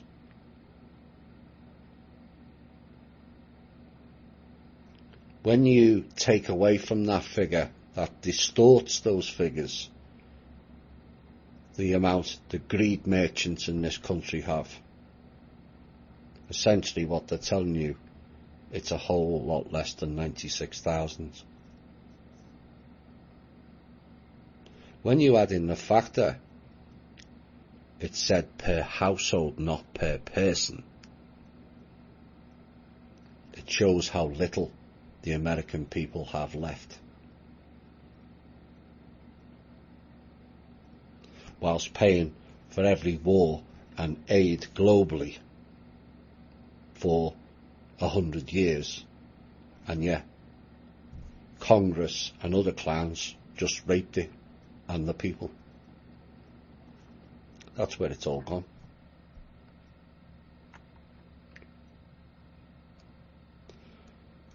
A few questions and ponderings for those thinking we're all going to die again.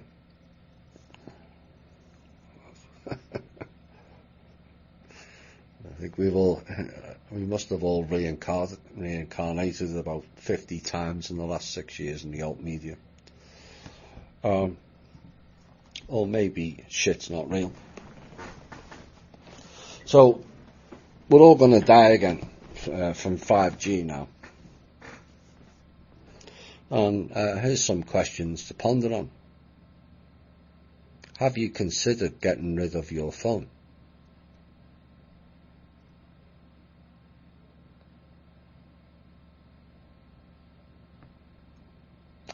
You decide. Some are saying radiation is an issue. Right? If radiation is an issue, do you still have a microwave? And if so, why? If slow release radiation to do with 5G is an issue, should we get rid of the sun as well?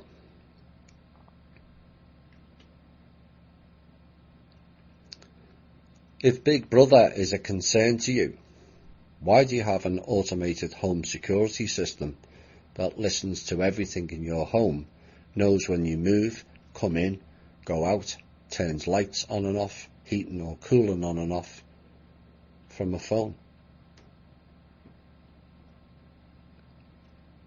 And let's not get into how or where they can view you with the monitors.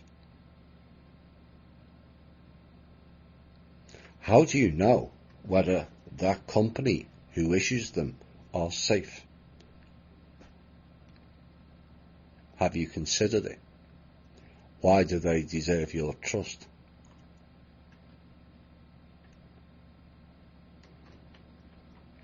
And if you're concerned about people listening in on you, spying, and yet have an Alexa type machine, do you not realise you've just signed up for it? A few things for people to ponder on.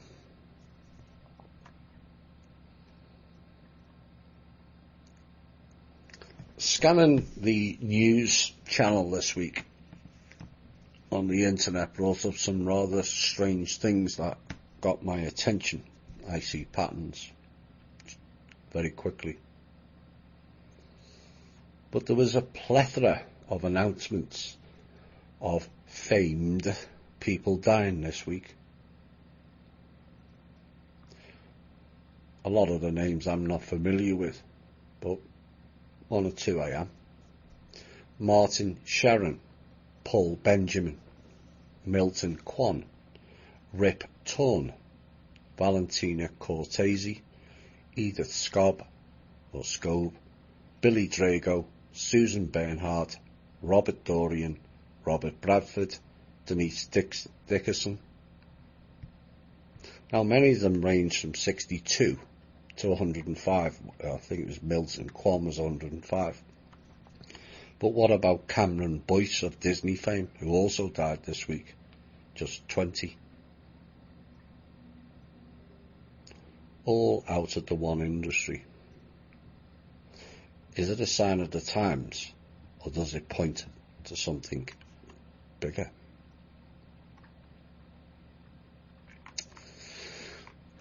Next piece. Childhood. The period in life when others chart your life for you. Parents are there to protect and save you. Teachers corral you into learning stuff, not much of which has any real value. And adults are charting your path because you are just a child. Adulthood. The period in life when you chart your own course. You protect, save, pay for and determine your own path with your own rules and conditions, not parents and teachers. Which is it to be? What is your path? Now, in terms of age, you're an adult, but are you living an adult-based life structure? It matters not which age you are. If you are allowing others to chart your life and path, you will always stay in the childhood section of life. If you are unwilling to learn anything beyond what you were taught in school or college, you will remain in a child's level of development, frightened of making your own choices, having little to no trust of others, but more importantly yourself, frightened of change and riddled in fear, begging for the system to look after and save you. These people are not adults, they're children who have never had the courage to develop and are mired in saviour programs and stuck in a cycle of fear and insecurity. The question is, which one are you?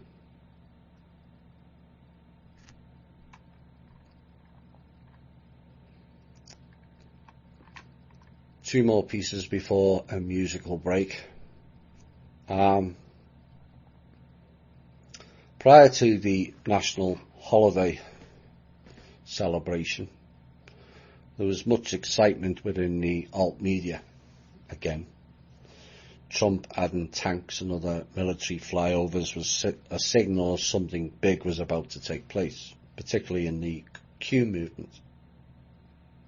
And Trump in the middle of June said, just watch, it's coming in 2 weeks. Oops. All very reminiscent of a Drake show, that. And the alt media all built it up in anticipation things from mass arrests, JFK Jr. returning, documents being revealed, all waiting saying something big is happening.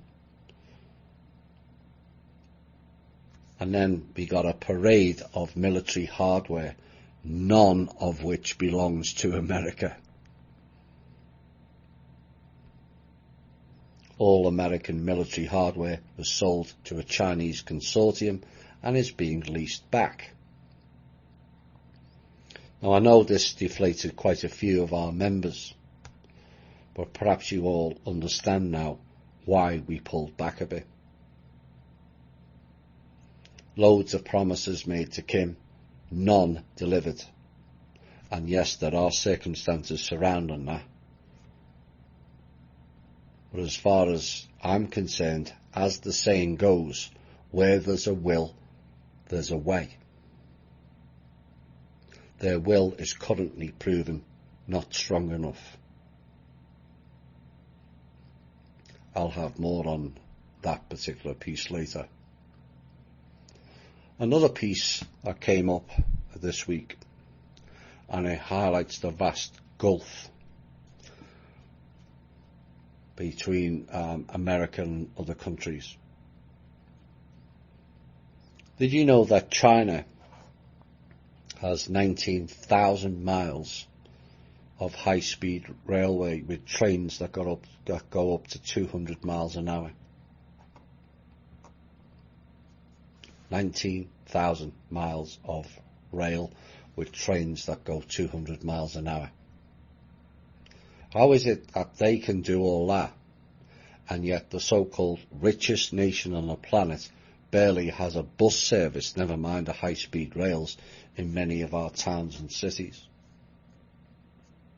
Yet again, it shows how this country lags behind many others of the so-called leading nations. Now, China's high-speed trains have delivered 9 billion people to their destinations without one single casualty. By comparison, America loses around 500 people a year to train-related deaths. It's probably likely that many of these casualties were at antiquated rail crossing barriers that seem to work about the same level as politicians, which is about roughly 138, 140 days a year, which is roughly 24 weeks of the year. And even then it's intermittent as to their actual value. With the lack of investment of infrastructure in America over the last 50 years is beyond staggering, due to, in large parts, of the controllers wanting to close America down. Now, back in the 1930s, despite the Depression, which they created, America's GDP was a little over $1 trillion at the time, 1930. And yet 4.2% was spent on infrastructure.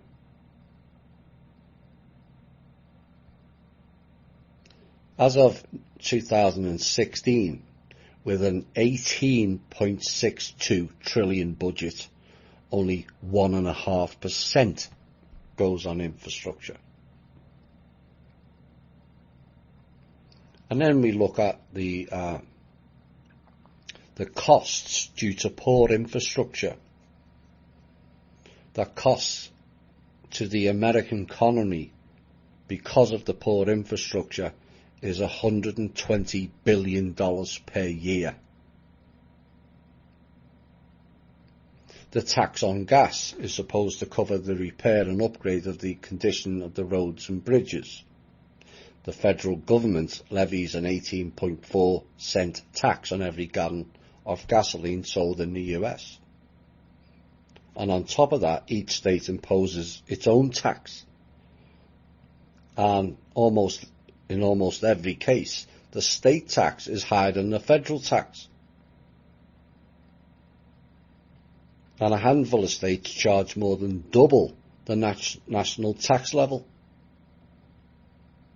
And yet a report recently states that 235,000 bridges are in need of repair or replacement. That's 38% of the bridges in America, of which there are more than 130,000 structurally deficient and functionally obsolete bridges in the country. 130,000. We have the funds to change the whole American landscape, and yet we wait for those who think they're in charge to act on it. Trump's speech last Thursday was an ideal opportunity that was missed, in my opinion. We'll be back shortly.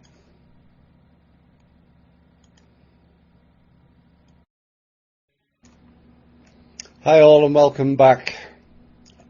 Where are we going next? These next three pieces are to highlight the continued divide and conquer policies driven in this country and others for that matter, and the fact that the people need to recognise them and act accordingly regardless of colour or nationality, as they're using it against all of us, not just one group. And these next three pieces are all the same programme. The Women's World Cup of soccer has been ongoing, which you would think, or should be, a nice celebration of sport. Wrong.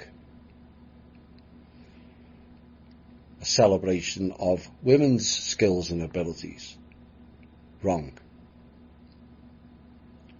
But unfortunately, the American soccer players this week turned it into some sort of political and social agenda event. I can't remember her first name, Morgan, thought it was fun to take the piss out of the UK players with a tea drinking celebration. And that's fine by me. It's what happens in sport. A bit of banter, some like it and some don't. Was it necessary? Not really. But her comments afterwards did not all go well, and that's what disturbed me. She accused the questioner who asked her about her celebration and responded and said, "You are committing double standards when compared to the men's game," and went on a rant saying that men grab their ball sacks and no one complains. Really?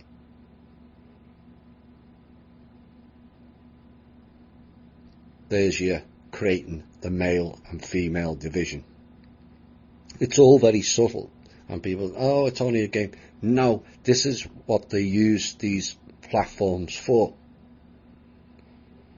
It's a bit like the Superb Owl they have every year, and they put on their half-time show to take the piss out of people. It's all very subtle until you recognise the implications of it all. The captain, Rapinoe, went one step further. She stated, should the US win, she would not attend the White House, as she doesn't like Trump, ignoring the fact that Trump is not a symbol of America, but the White House is. Again, a political statement, creating political division. So we've had male and female division and political division. Rapinoe went further with the statement, quote, "You can't win championships without gays in the team," unquote. What has that got to do with playing football or soccer? There you have it, creating the sexual gender division. So a tournament that is supposed to show the world how far women in this sport has developed, and boy have they developed. And you have the USA team creating male and female, political and sexual division comments. Then when you throw in the fact that 2 USA officials were caught spying in other teams' hotels and training camps, and the whole thing more resembles an operation of the CIA than a sporting celebration. And it's all very sad. And a great opportunity lost for the promotion of women globally, of all coming together, is yet again turned into a further divide and conquer programs. Those American women, as public figures, have an obligation to set an example to the younger generation who look up to them. And this is the example they set. Their behaviour in this tournament is beyond crass.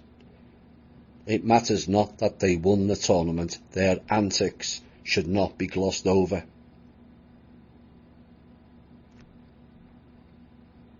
And then we had another event. So we've covered the sexual, political and male and female. Now we'll go into colour. And the American divide and conquer policy that is still prevalent.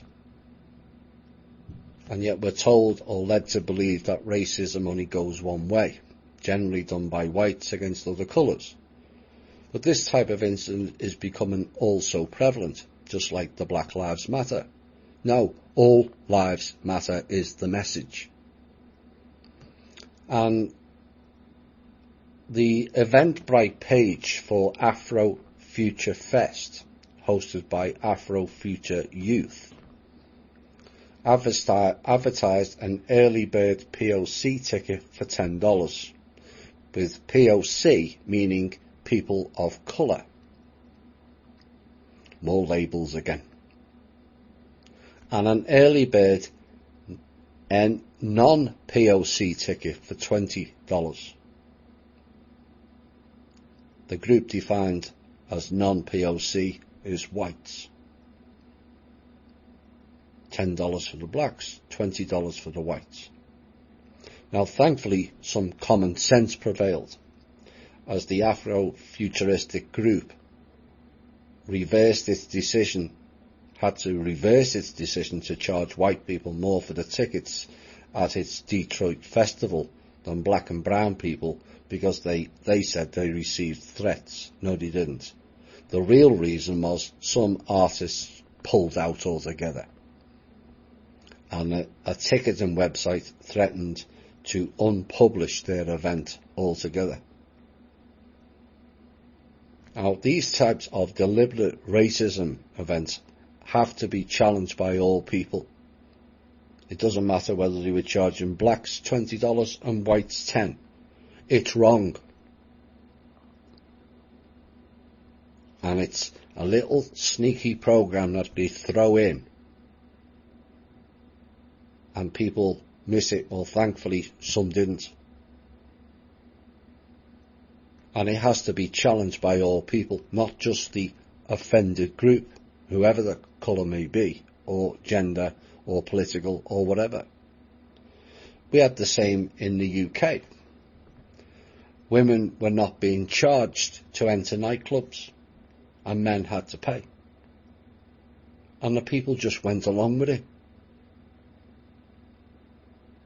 You see, we are the problem when they throw these small jibes in and programs in, if we don't recognise it as a program and we don't address it.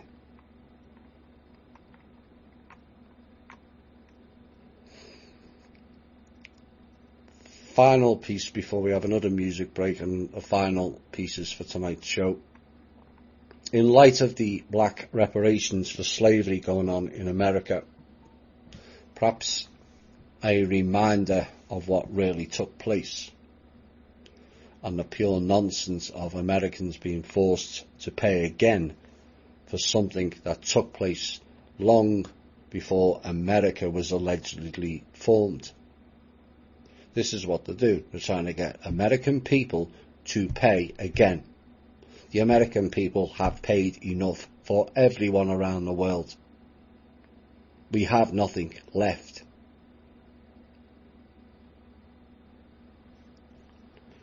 So this type of trade was going on even before America was allegedly formed or founded by Christopher Columbus, which is complete nonsense, but you get the drift.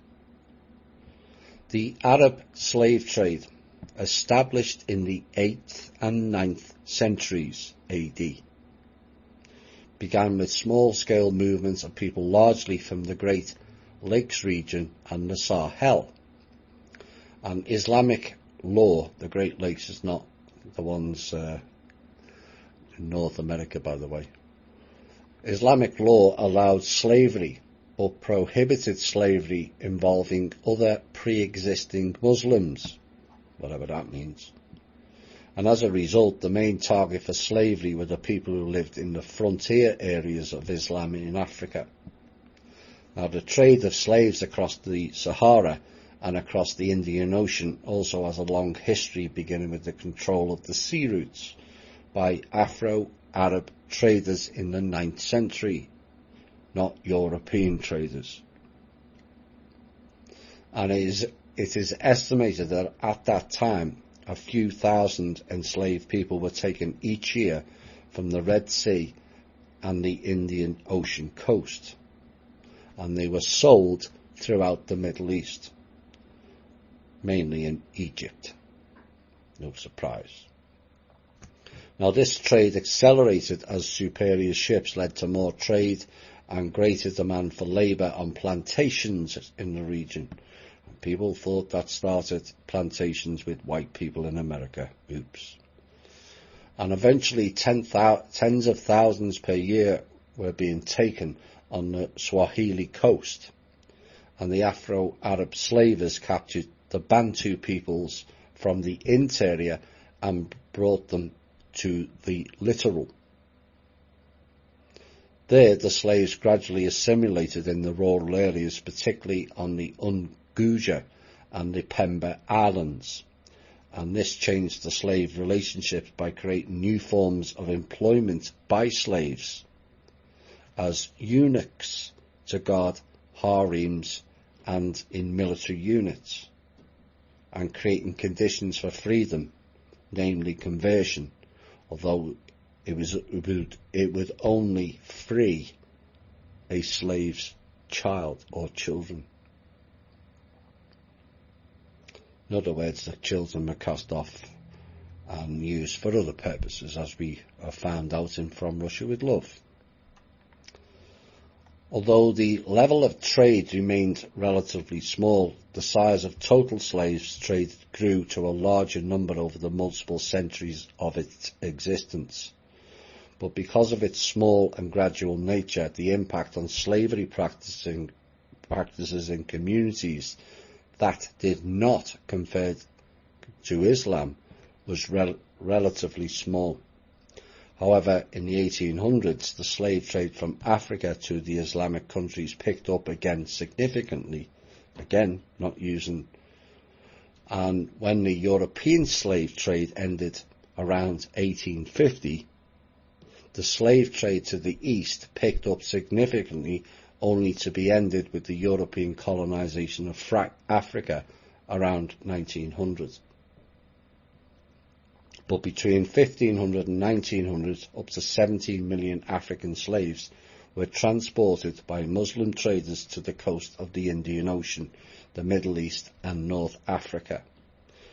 Now in 1814, the Swiss explorer Johann Burckhardt wrote of his travels in Egypt and Nubia, where he saw the practices of slave trading, and said, "I frequently witnessed scenes of the most shameless indecency, which the traders, who were the principal actors, only laughed at.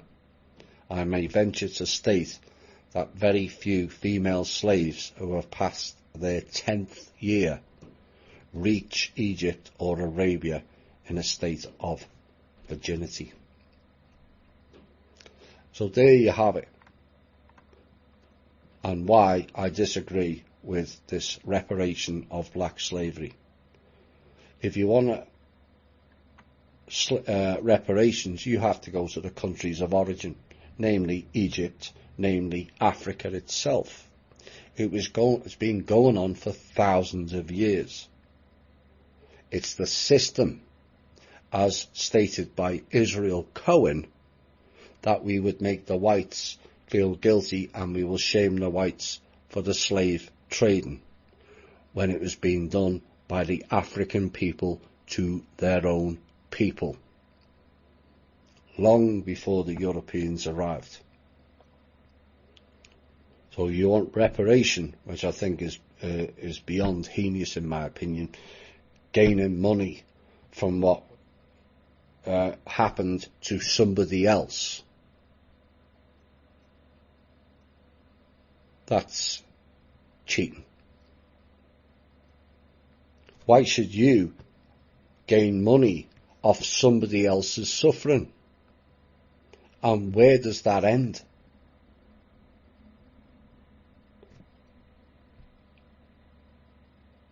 It was bad. There's no question of that. The treatment of black people. None more so than what we witnessed in the 50s and 60s and 70s in America. It's beyond heinous, and it's a blight on American history. People going into separate toilets and all that nonsense.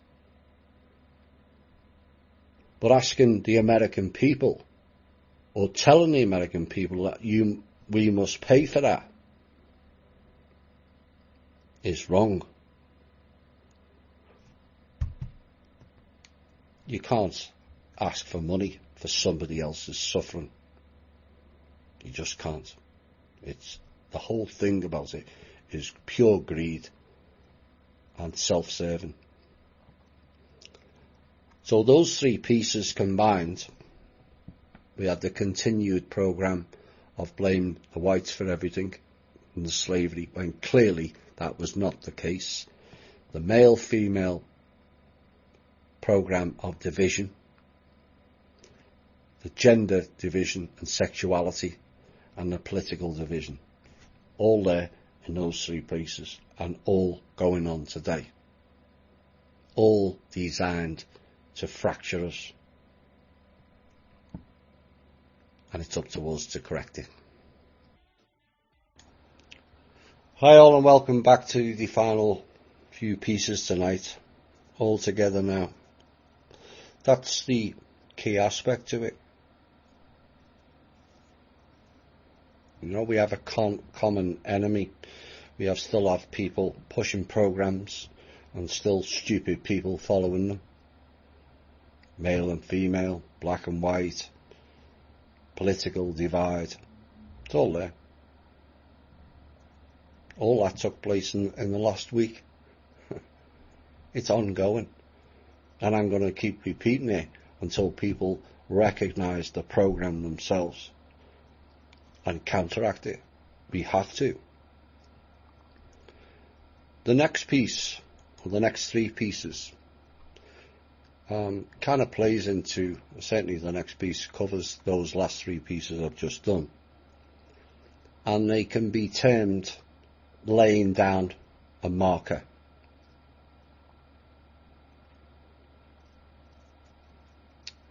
The role of the cell is often overlooked in life, seeing it as it's small and not viewable or external. But cells play an important role in life, and yet it's barely recognised as such.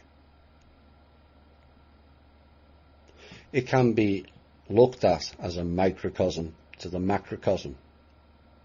It is how life starts, is it not?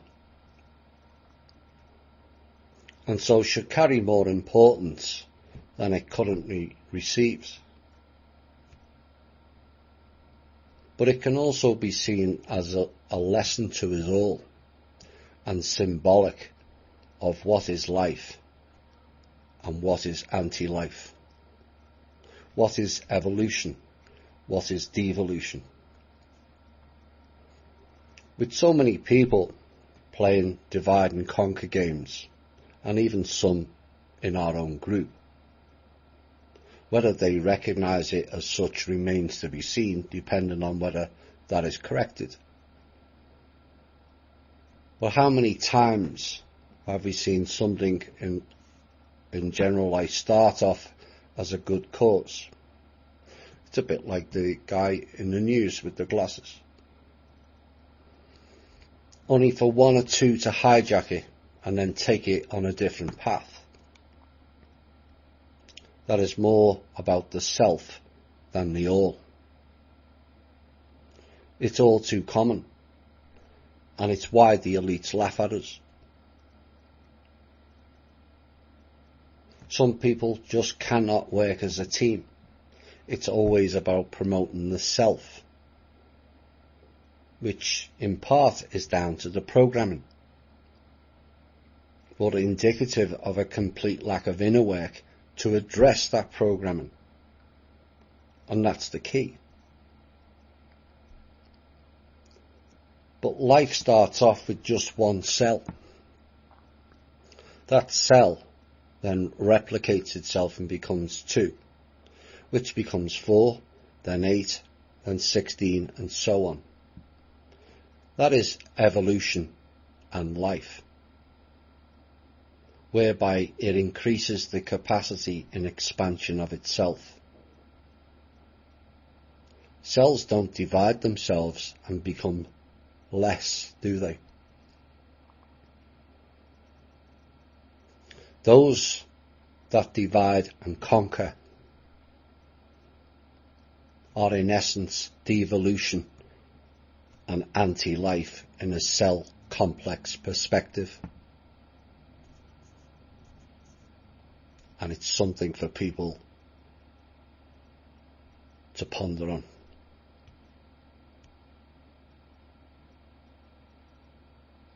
Divide and conquer, devolution.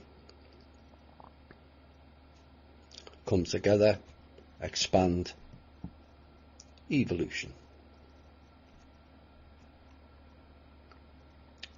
So we had the latest edition of From Russia with Love 5, which appears some of you are still trying to catch up on.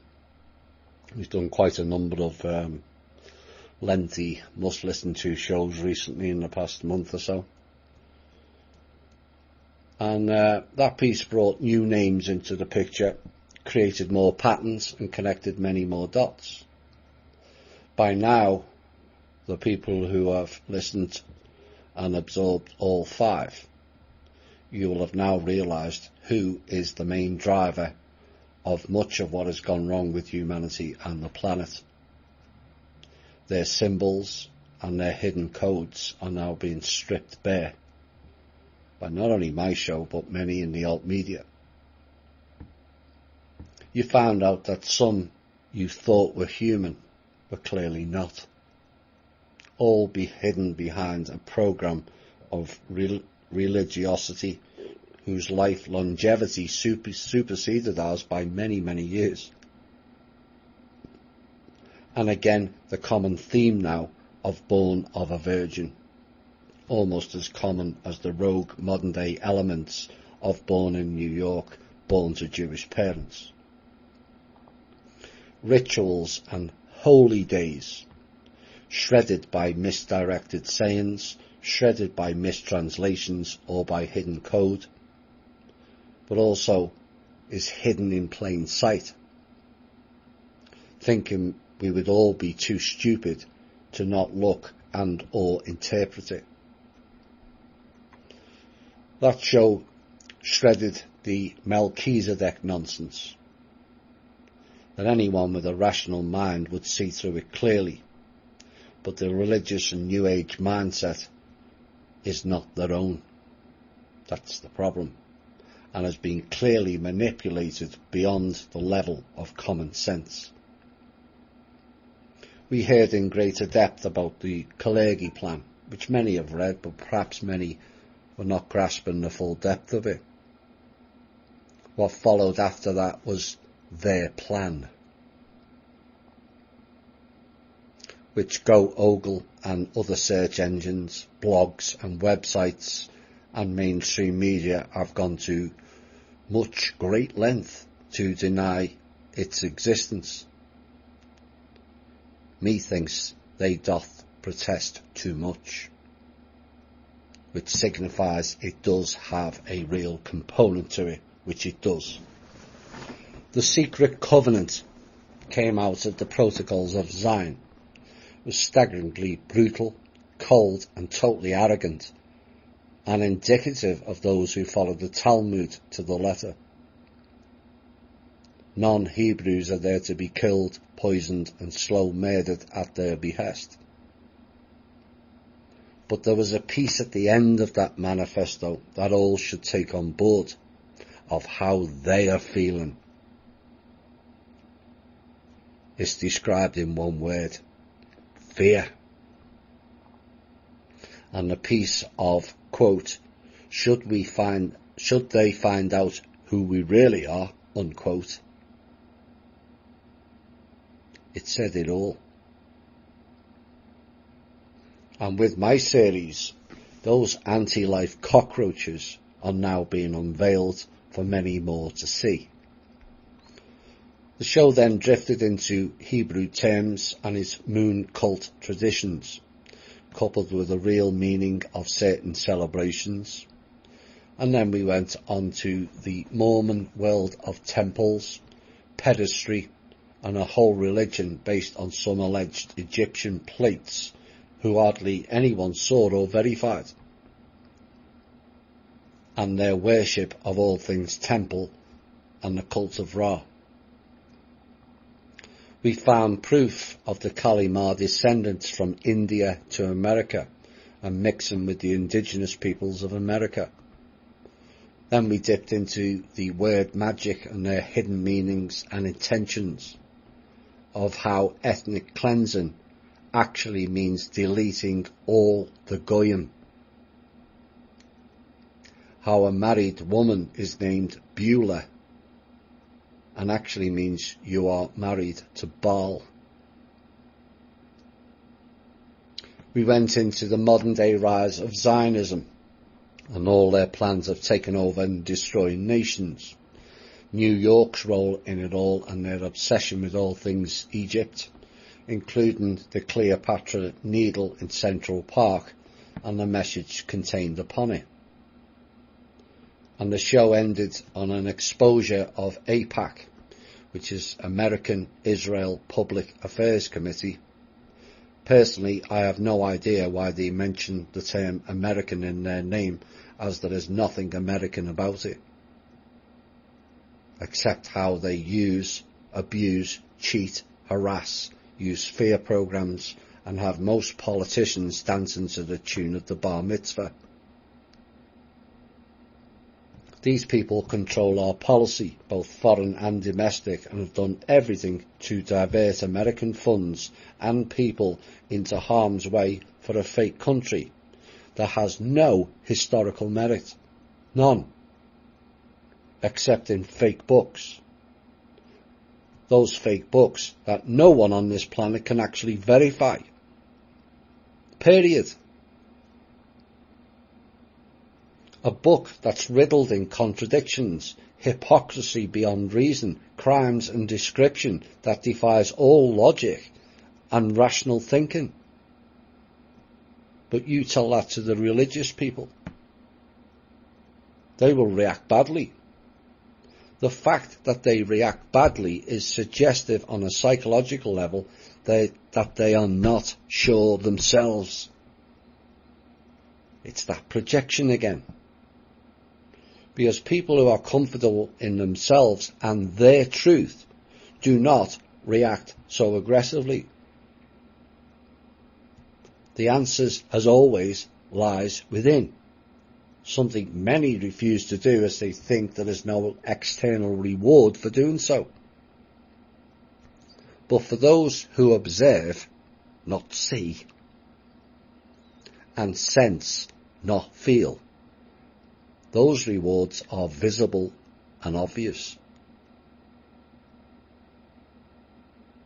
The eyes often give it away. The window to the soul.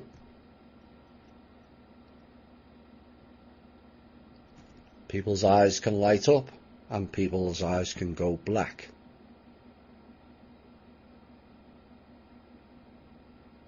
I was on a call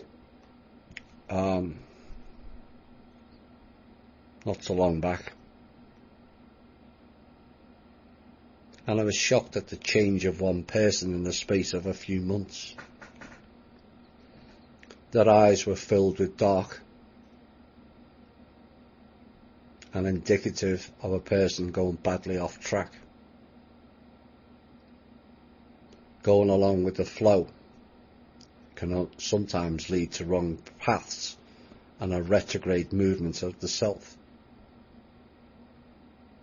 It's very hard to elevate oneself, but all too easy to deflate oneself. And it's a word of caution of who you engage and how you operate, because it must always be monitored. So I hope you enjoyed part 5. Part 6 is on the way, and it's not as detailed and probably as interesting, maybe it is, who knows, as some of the others, but it connects more of the dots of his story and its fake narrative, but heads in deeper as to who are the main players of this cult now. Final piece tonight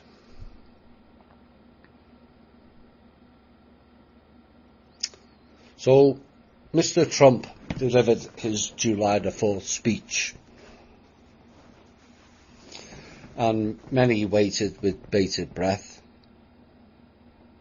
only to be treated with a complete distortion of America, its people, and its status,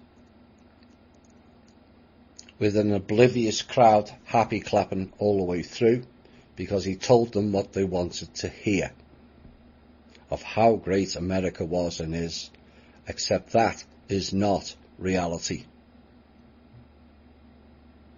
No matter how much you sugarcoat it, I'm sorry, Mr. Trump, but that was cringeworthy drivel. All about the image of how great America is, and yet we lag behind every other major country in almost every subject you can mention. And that is a fact. We top the world in the highest prison population per capita and military spending. That is our legacy. And you're only fooling the American people, because the rest of the world sees right through the illusion of it all. America has so much to offer the world through its people only. They are the backbone of this country, not politicians, military generals, or agency goons. And it's no wonder when those three groups met the off-world beings, they all thought we were nuts, militaristic and savages. It's indicative. So what did the American people get treated to? Well, a complete overwrite of history for a start. How great Washington and Jefferson were. Heroic stories, all based on lies. Both were Freemasons. One worked for the British, the other for France. Yes, great American patriots they were. Again, that is fact. He brought out someone from the Red Cross. Oh dear. No, seriously. Oh dear. The damage, origin and purpose of that group appears lost on our president and many others around the world, except the children and their families who have suffered at their hands. He even wheeled out the old alt-media saviour general from the previous time loop to take a bow, General Dunford.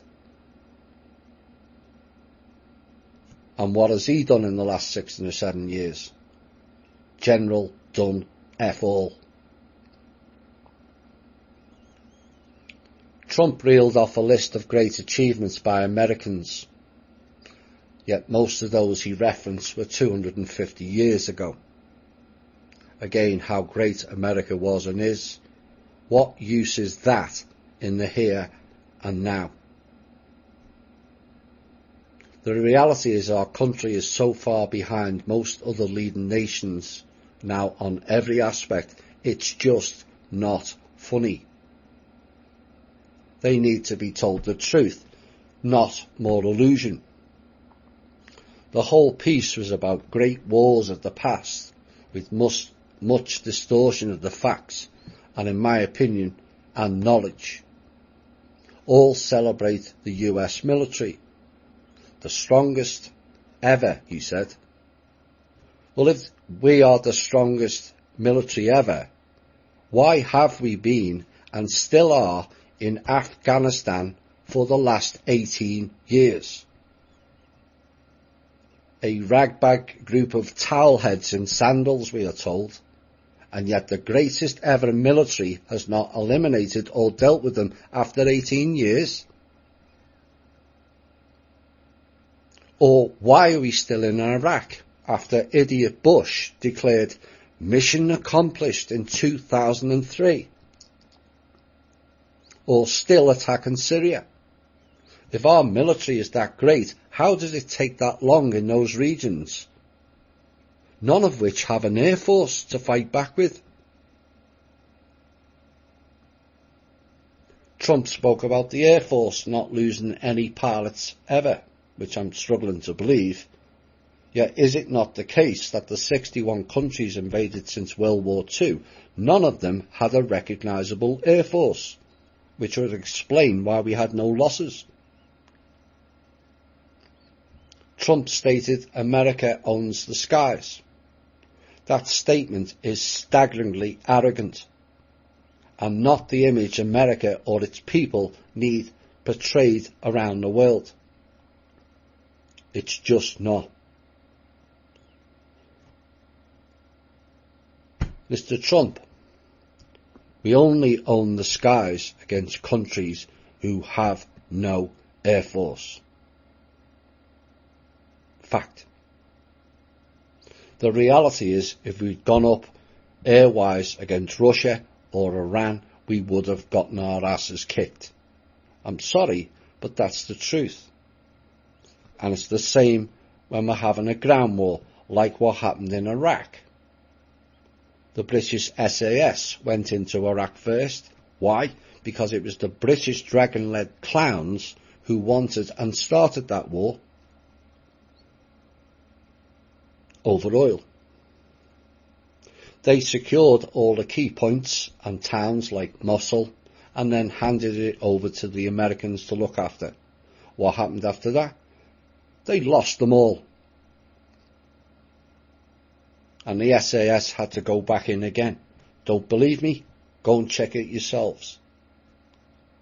Like in Vietnam, 5 to 7 years required against another country with little to no air force, and how we struggled in that. And yes, we get all kinds of movies showing the glory of it all to the world, but the rest of the world is no longer buying it. Trump mentioned a government for and by the people, and yet despite much work done by our team and others, 3 years into the presidency, it is still looking much of the same old, same old.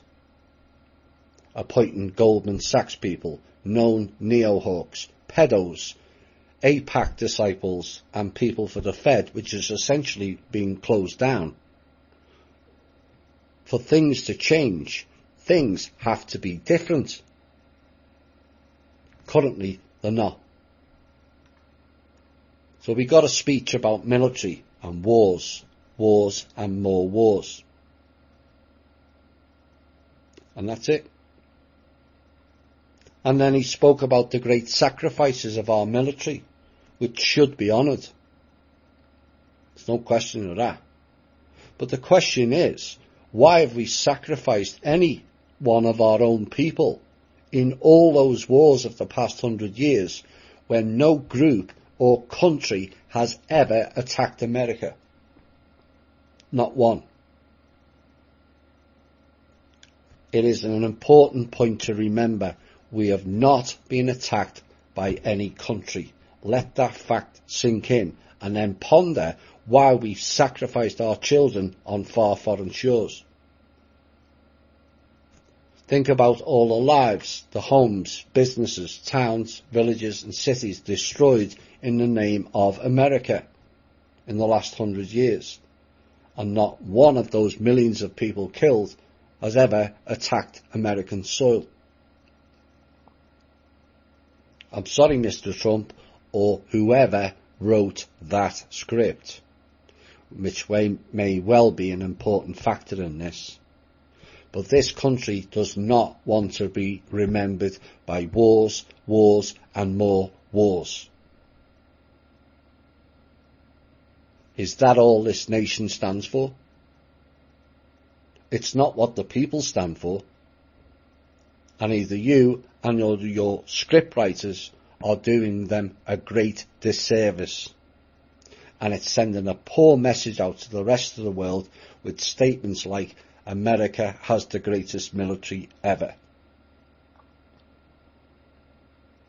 Despite being the 17th highest global expenditure on this planet and more spending than over 100 countries' combined GDP, A, we are not the greatest military, and B, the people deserve better than spending 2/3 of our discretionary budget on one item, the military.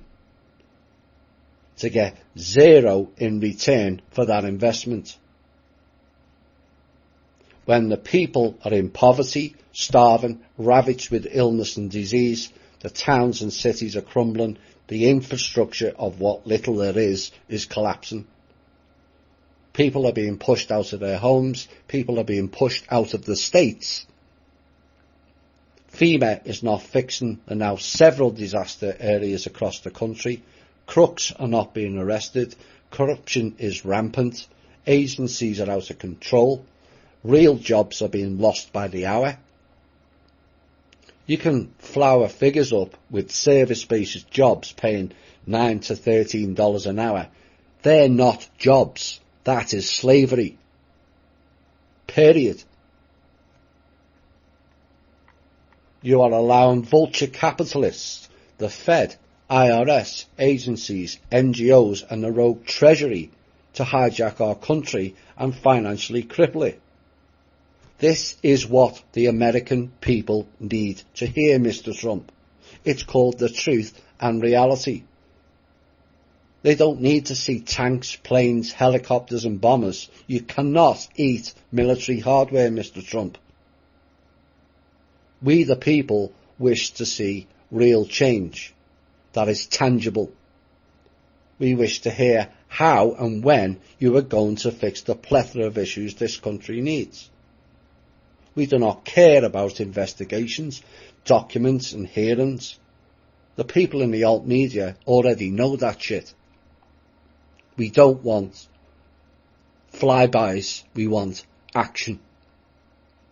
How about using the greatest military ever of ours, of doing something of value for the American people for once, and fix this festering and steaming pile of shit mess that this country is in?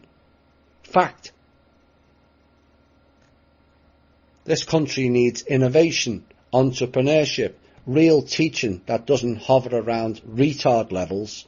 It needs to engage its youth not for war, but for their betterment. New ideas, new ways of operating, open, fair and transparent ways of operating in banking, government, agencies, militaries and NGOs. Fact. It needs a new law system, as this one has clearly failed. The country, like all others, should become self-sustaining. And the greedy harvesters of everything needs to be removed and replaced with people based on need, not greed.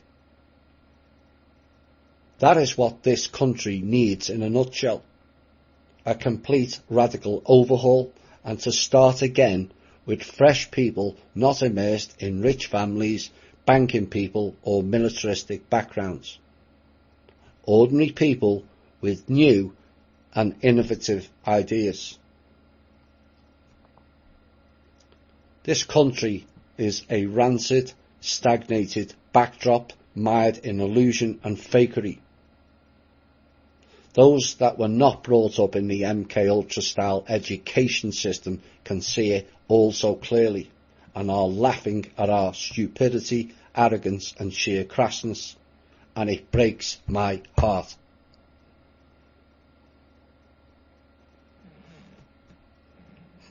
There is a potpourri of peoples from all over the world here, and an opportunity to set the stage and be a marker for the rest of the world to follow.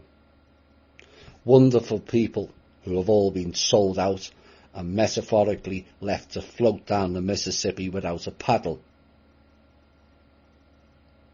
Eventually those people will tire, drown and die, and that is the future of America unless we stop talking shite. Get real with people and tell them, no, we're not the greatest actually. The only thing great about America is some of its people, period. We are great at nothing, but we can be great at everything. It just takes some will and some courage and a set of balls. Quit talking shite and start the process of doing and really fix the swamp. We don't want proof of who did what, when, where and why. Millions of us in the alt media already know it. We want the start of actions like now. A continued failure to acknowledge publicly and implement the myriad of proposals to actually fix this country done by the Manor World Holding Trust will be your legacy, Mr. Trump. And subsequently, not only your downfall, but the people and this country with it. I appreciate the levels of snakery that surrounds Mr. Trump. We know it all too well. But as Randy Morgan said on a post yesterday, we cannot carry on much longer without acknowledging there's a major issue publicly. And I personally will not carry on supporting something that does not deliver on its promises to the Manor World Holding Trust or to the people. Something big or very radical has to take place here and now. We and Mr. Trump know full well what's coming fairly soon. And that is a full-on matter of national security. And the appropriate actions have to be delivered before it's too late. The Manor World Holding Trust will support you as we deliver on our promises always. Now is the time to reciprocate. Mnuchin at the Treasury and now Powell at the defunct Federal Reserve telling you that you can't fire them. Really? Americans, this is how your so-called government works. Get those facts into your heads. Mnuchin and Powell telling your president that they can't be fired for anything.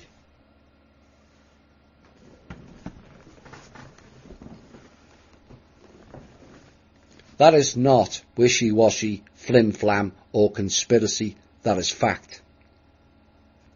Like an alcoholic requiring treatment. It's only possible to fix the issue if that alcoholic recognises it has a problem to begin with.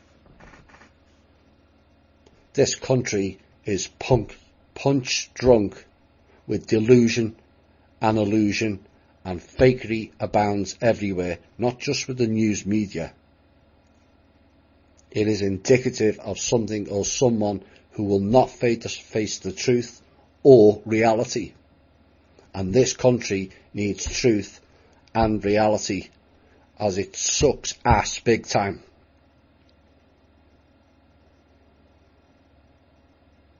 The time to fix it is now.